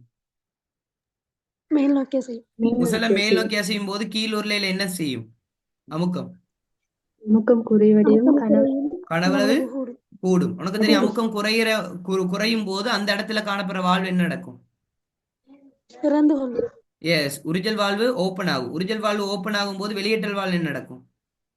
மூடிக்கொள்ளும். எஸ், உனக்கு தெரியும், உறிஞ்சல் வாழ்வு ஓப்பன் ஆகும் போது நீரானது என்ன செய்யும்? கீழுள்ள அறையில நீரானது என்ன செய்யும்? நீர் முதல்ல இருந்து கீழுள்ள அறை நீரானது என்ன செய்யும்? உறிஞ்சல் வாழ்வு ஓப்பன் ஆகும் போது நீர் முதல்ல இருந்து நீரானது என்ன செய்யும்? மேல வரும். கீழே, அதாவது மேல கீழ் அறையில நிரம்பும். ஓகே, அப்ப கீழ் அறையில எது நிரம்ப போகுது? நீர் நிரம்ப போகுது. ஓகே, கீழ் அறையில நீர் நிரம்ப போகுது.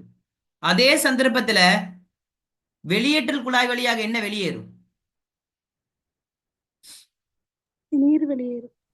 எஸ், ஏன் நீர் வெளியேறும்? ஏன்னா சீல என்ன நடந்துச்சு? நீரானது வெளியேறிச்சா, இல்லைன்னா நீரானது கீழூர்ல இருந்து மேலூர்லைக்கு போச்சா? கீழுருளையிலிருந்து மேலுருளைக்கு. மேலூர்லைக்கு போச்சு. ஏன் டீல வெளியேறிச்சு தண்ணி? ஏன்னா முசலம் என்ன நடந்துச்சு அப்புறம்? முசலம் 4ஆம் ஸ்டெப்ல உயர்ந்துச்சு. முசலம் உயரும் போது என்ன நடக்கும்? தண்ணியும் இப்படி வெளியேறும். ஓகேயா? சரி, இந்த 4 ஸ்டெப்பையும் நல்லா பாரு. இந்த ஏ ஸ்டெப்ல நீ எழுதின அதே விஷயத்த சீல எழுதியிருப்ப பாரு. ஒரே ஒரு விஷயம் மட்டும் தான் மாறி இருக்கும். நல்லா பாரு. கைப்பிடி மேல முசலம் கீழே, கைப்பிடி மேல முசலம் கீழே. அமுக்கம் கூட கனவளவு குறைவு, அமுக்கம் கூட கனவளவு குறைவு. உறிஞ்சல் வால்வு க்ளோஸ், வெளியேற்றல் வால்வு ஓப்பன், உறிஞ்சல் வால்வு க்ளோஸ், வெளியேற்றல் வால்வு ஓப்பன். இங்க என்ன நடக்குது? கீழூர்ல இருந்து மேலூர்லைக்கு வழி போகுது. இங்க என்ன நடக்குது? கீழூர்ல இருந்து மேலூர்லைக்கு தண்ணி போகுது. விளங்குதா? நீர். ஓகே, பி ஸ்டெப்பையும் டி ஸ்டெப்பையும் பாரு. பியும் டி. கைப்பிடி மேல முசலம், கைப்பிடி கீழே முசலம் மேல, கைப்பிடி கீழே முசலம் மேல. கீழூர்ல அமுக்கம் குறையுது, கனவுல அதிகரிக்குது. அமுக்கம் குறையுது, கனவுல அதிகரிக்குது. உறிஞ்சல் வால்வு ஓப்பன், வெளியேற்றல் வால்வு க்ளோஸ், உறிஞ்சல் வால்வு ஓப்பன், வெளியேற்றல் வால்வு க்ளோஸ். கீழூர்ல நீர் நிரம்புது, அதே மாதிரி கீழூர்ல நீர் நிரம்புது. இங்க என்ன நடக்குது? வழி வெளியேறுது. இங்க என்ன நடக்குது? ஸ்டெப்ல நீர் நீர் வெளியேறும். நீர் வெளியேறுது. அப்ப இது சிம்பிளான ஸ்டெப்புமா. இப்ப இந்த ஸ்டெப்பா யோசிக்காம நீ ஒரு முசல வகை பம்பியை இயக்க போறன்னு யோசி. அந்த பம்பி இப்ப காலையில காட்டி நீ காலையில எழும்பிட்டு உனக்கு தண்ணி எடுக்கிறதுக்காக முசல வகை பம்பியை இயக்க போறேன்னா, முதலாவது தடவை முசல வகை பம்பியில என்ன செய்யற? கைப்பிடியை மேல உயர்த்தி கீழே தள்ளுற. தள்ளும் போது நீர் வெளியேறுமா? இல்ல. முதலாவது தடவை நீ செய்ய போற, கைப்பிடியை மேல உயர்த்தி கீழே தள்ளுற. நீர் வெளியேறுமா வெளியேறாதா? வெளியேறாது. வெளியேறாது. அப்ப என்ன வெளியேறும் அந்த டைம்ல? கைப்பிடியை மேல ஒசத்தி கீழே தள்ளுனா முதலாவது தடவை நீ பம்பிய முதலாவது தடவை இயக்க போற. விளங்குதா? முதலாவது தடவைன்னா இப்ப காலையில காட்டி முதலாவது தடவை இயக்க போற அப்படின்னா என்ன நடக்கும்? நீர் எல்லாமே இறங்கி இருக்கும், காத்து மட்டும் தான் இருக்கும். ஓகேயா? இப்ப என்ன நடக்கும்? முதலாவது தடவை நீ மேல உயர்த்தி கீழே தள்ளும் போது எது வெளியேறும்? காத்து வெளியேறும். 2வது தடவை மேல உயர்த்தி கீழே தள்ளும் போது என்ன நடக்கும்? தண்ணி வெளியேறும். திருப்பி 3வது தடவை மேல உயர்த்தி கீழே தள்ளும் போது என்ன நடக்கும்? தண்ணி வெளியேறி கொண்டே இருக்கும். விளங்குதா? அப்ப அப்ப அதுக்கப்புறம் என்ன செய்வாங்க? மேல உயர்த்தி கீழே தள்ளுவாங்க, மேல உயர்த்தி கீழே தள்ளுவாங்க. அப்ப தண்ணி ஒவ்வொரு தடவையில என்ன செஞ்சிட்டு இருக்கும்? மேல உயர்த்தி கீழே தள்ளும் போதுதான் தண்ணி என்ன செய்யும்? வெளியேறும்.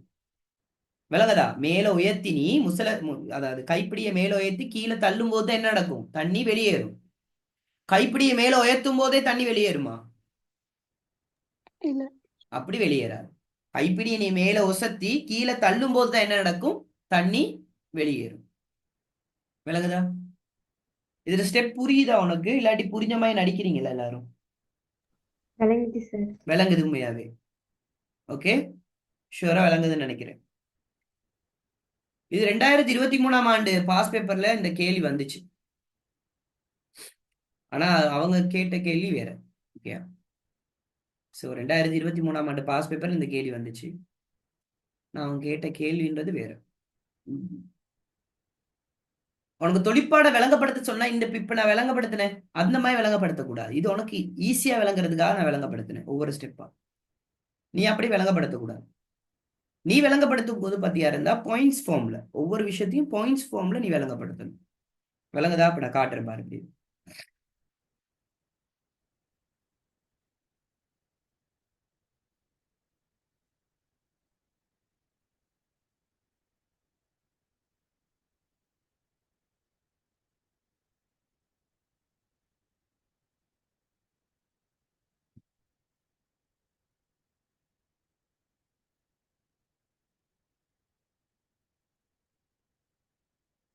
ஓகே, இவங்க கேட்டிருக்காங்க என்னதுன்னு கேட்டீங்கன்னா, கேள்விய பாருங்க.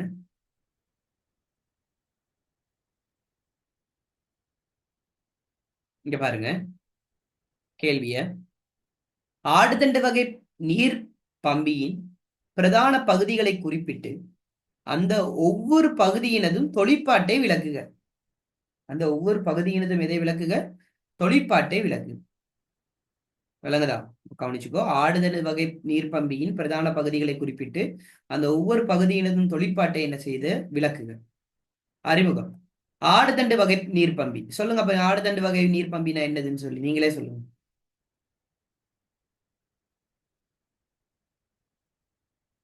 சொல்லுங்க.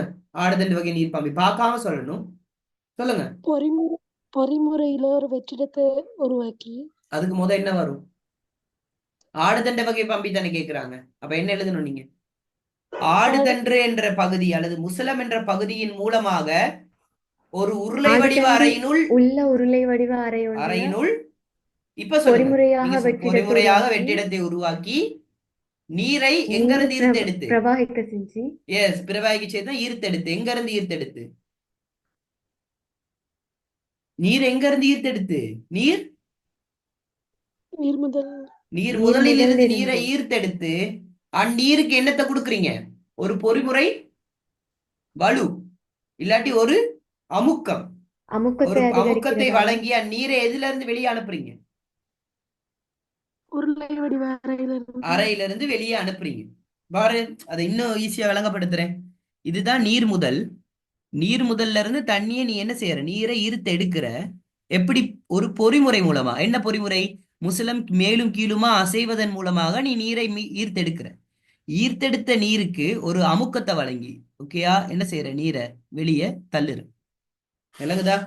இதுதான் முசல வகை பம்பி. அப்ப முசல வகை பம்பி எடுத்துக்கிட்டியா இருந்துச்சுன்னா ஞாபகத்துல வச்சுக்கோ இந்த விஷயத்துல எல்லாம். ஓகேயா? அவ படம் கட்டாயம் வரையணும். உனக்கு பால் அவங்க கேட்கிற நேரமே பாரு மெயினா என்னத்தை கேட்கிறாங்கன்னு சொல்லிட்டு. ஆடுதண்டு வகை நீர்ப்பம்பிகளோட பிரதான பகுதிகளை குறிப்பிட்டு அந்த ஒவ்வொரு பகுதியினும் தொழிற்பாட்டை விளக்குங்க. அப்படி வரும்போது கட்டாயம் படம் வரைஞ்சுதான் ஆகணும். நீ இந்த மாதிரி அழகெல்லாம் வரையணும் அவசியம் இல்லை. நான் வரைஞ்சேன் அந்த மாதிரி வரையலாம். இங்க பாரு, திருத்தமான உருவப்படத்துக்கு 16 புள்ளி. மொத்தமா ஒரு எஸ்ஐக்கு 100 புள்ளி. என்ன அதுல உருவப்படத்துக்கு மட்டுமே நீ 16 புள்ளி. சும்மா ஒரு பாக்ஸ் ஒன்று போட்டு கைப்பிடி என்னது பம்பி தண்டு விளங்குதா, முசலம், உருளை, உறிஞ்சல் வாழ்வு, உறிஞ்சல் குழாய், வெளியேற்றல் வாழ்வு, வெளிப்படுத்தும் குழாய், சரி வெளிப்படுத்தும் குழாய், வெளியேற்றல் வாழ்வு, இது எல்லாத்தையும் போட்டு நீ எழுதினீனாவே போதும்.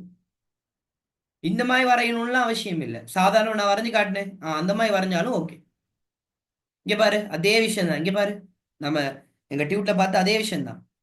முசலம் ஒன்றை கொண்ட உருளை வடிவ அறையினுள் முசலத்தின் அசைவின் மூலம் பொறிமுறையாக வெற்றிடத்தை ஏற்படுத்தி அதற்குள் நீரினை பிரவாகிக்க செய்து நீரின் அமுக்கத்தை அதிகரித்து நீரை உயர்த்துவதற்கு பயன்படுத்தப்படுகின்ற உபகரணம் தான் என்னது? ஆடுதண்டு வகை நீர் பம்பி. என்ன வகை நீர் பம்பி? ஆடுதண்டு வகை நீர் பம்பி ஆகும். சரியா? சரி, ஞாபகத்துல வச்சு. ஓகே. அப்ப இதுல பாரு ஒவ்வொரு பகுதியிடையும் தொழில் கேட்டிருக்காங்க. ஓகேயா? முதலாவது முசலத்திர தொழில். முசலம் என்ன செய்யறோம்? அந்த இடத்துல என்ன செய்யுது? முசலத்திர தொழில் சொல்லுங்க. உருளைக்குள்ள என்ன என்ன எப்படி அசையுது? மேலும் கீழுமா அசைவதன் மூலமாக என்னத்தை ஏற்படுத்துது? ஒரு அமுக்கத்தை அமுக்கத்தை ஏற்படுத்துது. அடுத்தது உருளை. உருளை என்ன செய்யுது? உருளை ஏதாவது வேலை செய்தா? ஒன்னும் செய்யல. உருளை ஒரு வேலையும் செய்யல. என்னது? முசலம் மேலும் கீழுமா அசைவதற்கு ஒரு மூடிய அறையா தான் உருளை தொழிற்படுது. ஒரு மூடிய அறையா உருளை தொழிற்படுது. வெளியேற்றும் வாழ்வு. வெளியேற்றும் வாழ்வு என்ன செய்யும்? உருளையினுள் வரும் நீரினை வெளியேற்றுவதை கட்டுப்படுத்துவதற்கும் உள்நுழைந்த நீர் மீண்டும் நீர் முதல் அடைவதை என்ன செய்வதற்கு தவிர்ப்பதற்கும் எது இருக்கு? வெளியேற்றல் வாழ்வுன்றது உதவுது. சரியா? உண்மையாவே வெளியேற்றல் வாழ்வு உதவுது எது தெரியுமா? உருளையினுள் வரும் நீரினை வெளியேற்றுவதை கட்டுப்படுத்துறதுக்கு தான். உருளையினுள் வரும் நீரை, உள்ளுக்கு வர நீரை வெளியேற்றதை கட்டுப்படுத்துறதுக்கு தான் வெளியேற்றல் வாழ்வு யூஸ் ஆகும். அடுத்தது உறிஞ்சல் வாழ்வு. உறிஞ்சல் வாழ்வு தான் உண்மையா என்ன செய்யுதுன்னு கேட்டா நீரானது நீர் முதல்ல இருந்து உள்நுழைவதை கட்டுப்படுத்துது. அதே மாதிரி மீண்டும் கீழ் நோக்கி செல்வதையும் தவிர்க்குது. எது? நீரானது மீண்டும் எங்க செல்வதை தவிர்க்குது? எங்க செல்வதை தவிர்க்குது? உள்ளுக்கு வந்த நீரம்மா திருப்பியும் கீழ் நோக்கி செல்வதை என்ன செய்யுது? தவிர்க்குது. உறிஞ்சல் வாழ்வு. உறிஞ்சல் வாழ்வு மூடிக்கொள்ளும் போது சரியா அந்த தண்ணி என்னவே இருக்கும்? கீழ் உருளையிலேயே இருக்கும். விளங்குதா?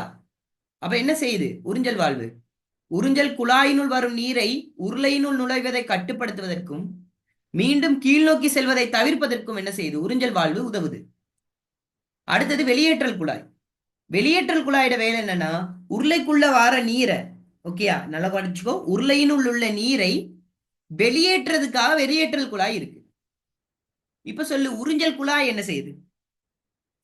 நீர்முதலில் இருந்து உருளைக்கு நீரினை கடத்துவதற்காக இந்த உறிஞ்சல் குழாய் தேவைப்படுது. உறிஞ்சல் குழாய் எதுக்கு தேவைப்படுது? நீர் முதலிலிருந்து உருளைக்கு நீரினை என்ன செய்வதற்கு? கடத்துவதற்கு இந்த உறிஞ்சல் குழாய் தேவைப்படுது. அடுத்தது கைப்பிடி. உனக்கு தெரியும் கைப்பிடின்றது என்ன செய்யுதுன்னு சொல்லி. முசலத்தினை தொழிற்பட செய்வதற்கு வலுவினை கைப்பிடியினூடாகத்தான் நாங்க வழங்கலாம். முசலத்தை நாங்க சும்மா செயற்பட செய்யலாம். கைப்பிடி அசைப்பதன் மூலமாகத்தான் முசலத்தை செயற்பட செய்யலாம். சரியா? அடுத்தது முசலம் தொழிற்படும் தண்டு. அப்படின்னா என்ன தண்டு? இதுக்கு நான் இன்னொரு பேர் சொல்லி கொடுத்தேன். முசலத்தையும் கைப்பிடி இணைக்கிற தண்டுக்கு பேர் என்னம்மா? கொடுங்கோல். தொடுக்கும் கோல், அல்லது இன்னொரு பேர் சொல்லி கொடுத்தேன், தண்டு. பம்பித்தண்டு. ஓகேயா? சரிதானே? சரிதானே? பம்பித்தண்டு.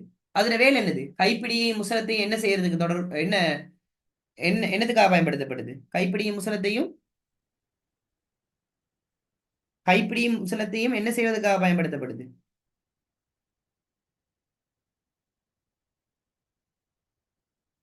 சொல்லுங்கம்மா, கைப்பிடியும் முசலத்தை என்ன செய்வதற்காக பயன்படுத்தப்படுது?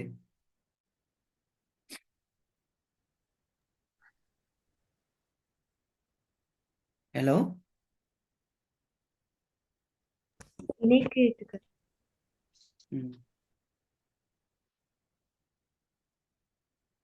புரியுதாடின்னு உனக்கு இன்னைக்கு சொல்லி கொடுத்தது எல்லாம் உனக்கு? ஓ சார். மத்தவங்களுக்கு ஓம் சார். எல்லாருக்கும் சார். புரியுது. ஒன்னு உனக்கு சொல்லவா ஒரு விஷயம் எல்லாருக்கும் சொல்லி கொடுறாங்க. சரியா? புரிஞ்சா படி, புரியலைன்னா படிக்காத. என்கிட்ட தயவு செஞ்சு விலகி போயிரு. விளங்குதா? வேற ஒரு ஆள் புரியிற ஆள் கிட்ட போயிட்டு படி. ஏன்னா இது உன் வாழ்க்கை.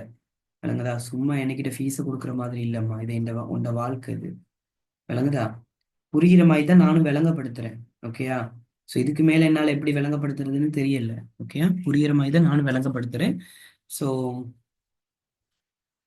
ஓகே, ஸோ கொஞ்சம் படி. ஓகே, அவ்வளோதான் சொல்ல முடியும் எனக்கு. ஓகே, ஸோ கொஞ்சம் புரிகிற மாதிரி நீ படி, அதுக்கேற்ற மாதிரி நீ ஏற்படுத்தி படி. ஓகே, சரிதானே? ஓகே, சரி. Okay, so thank you so much. Okay, so அடுத்த கிளாஸ் பார்த்தீங்களா இருந்துச்சுன்னா மிச்சத்தை நாங்கள் பார்ப்போம். ஓகே, அப்போ நம்ம இன்னைக்கு என்ன படிச்சோன்றதை ஞாபகத்தில் வச்சுக்கோங்க. இன்னைக்கு நம்ம என்ன படிச்சோன்றதை ஞாபகத்தில் வச்சுக்கோங்க. ஓகேயா? ஸோ இப்போ இன்னைக்கு என்ன படிச்சோம்னாங்க? பொறிமுறைப்படுத்தல் ஸ்டார்ட் பண்ணோம். மரபு ரீதியான நீருயர்த்தல் முறைகள் படிச்சோம். நீருயர்த்தல் என்றால் என்னன்னு படிச்சோம். மாறா இடப்பெயர்ச்சி பம்பி ஸ்டார்ட் பண்ணோம். மாறா இடப்பெயர்ச்சி பம்பி என்றால் என்னன்னு பார்த்தோம். முசல வகை பம்பி என்றால் என்னன்னு பார்த்தோம். அதோட தொழிற்பாடுகள் பார்த்தோம். மற்றும் அதன் ஒவ்வொரு உபகரணத்திலையும் என்ன பார்த்தோம்? ஒவ்வொரு இதுலையும் பகுதிகள்லையும் எதை பார்த்தோம்? தொழிற்பாடுகளை பார்த்தோம். ஓகே, அப்ப தொழிற்பாடுகளை ஞாபகம் வச்சுக்கோ. 2023ஆம் ஆண்டு பாஸ் பேப்பர்ல அந்த தொழிற்பாடுகள் இருக்கு. ஸோ இதை கட்டாயம் எழுதி வச்சுக்கோ. இது கட்டாயம் எழுதி வச்சுக்கோ. சரிதானே? தேவைப்படும். சரிதானே? ஸோ புரிஞ்சு வச்சுக்கோ. முசலத்திட வேலை என்னது, உருளையிட வேலை என்னது, வெளியேற்றும் வாழ்விட வேலை என்ன, உறிஞ்சல் வாழ்விட வேலை என்ன, வெளியேற்றல் குழாயிட, உறிஞ்சல் குழாயிட, கைப்பிடியிட, முசலம் தொழிற்படும் தண்டிட தொழில் என்னது, அதை புரிஞ்சு வச்சுக்கோ. ஓகே, சரி. ஓகே, சரி. ஸோ இன்னைக்கு ஈவினிங் கிளாஸ்ல நாங்கள் பார்ப்போம். Okay, thank you.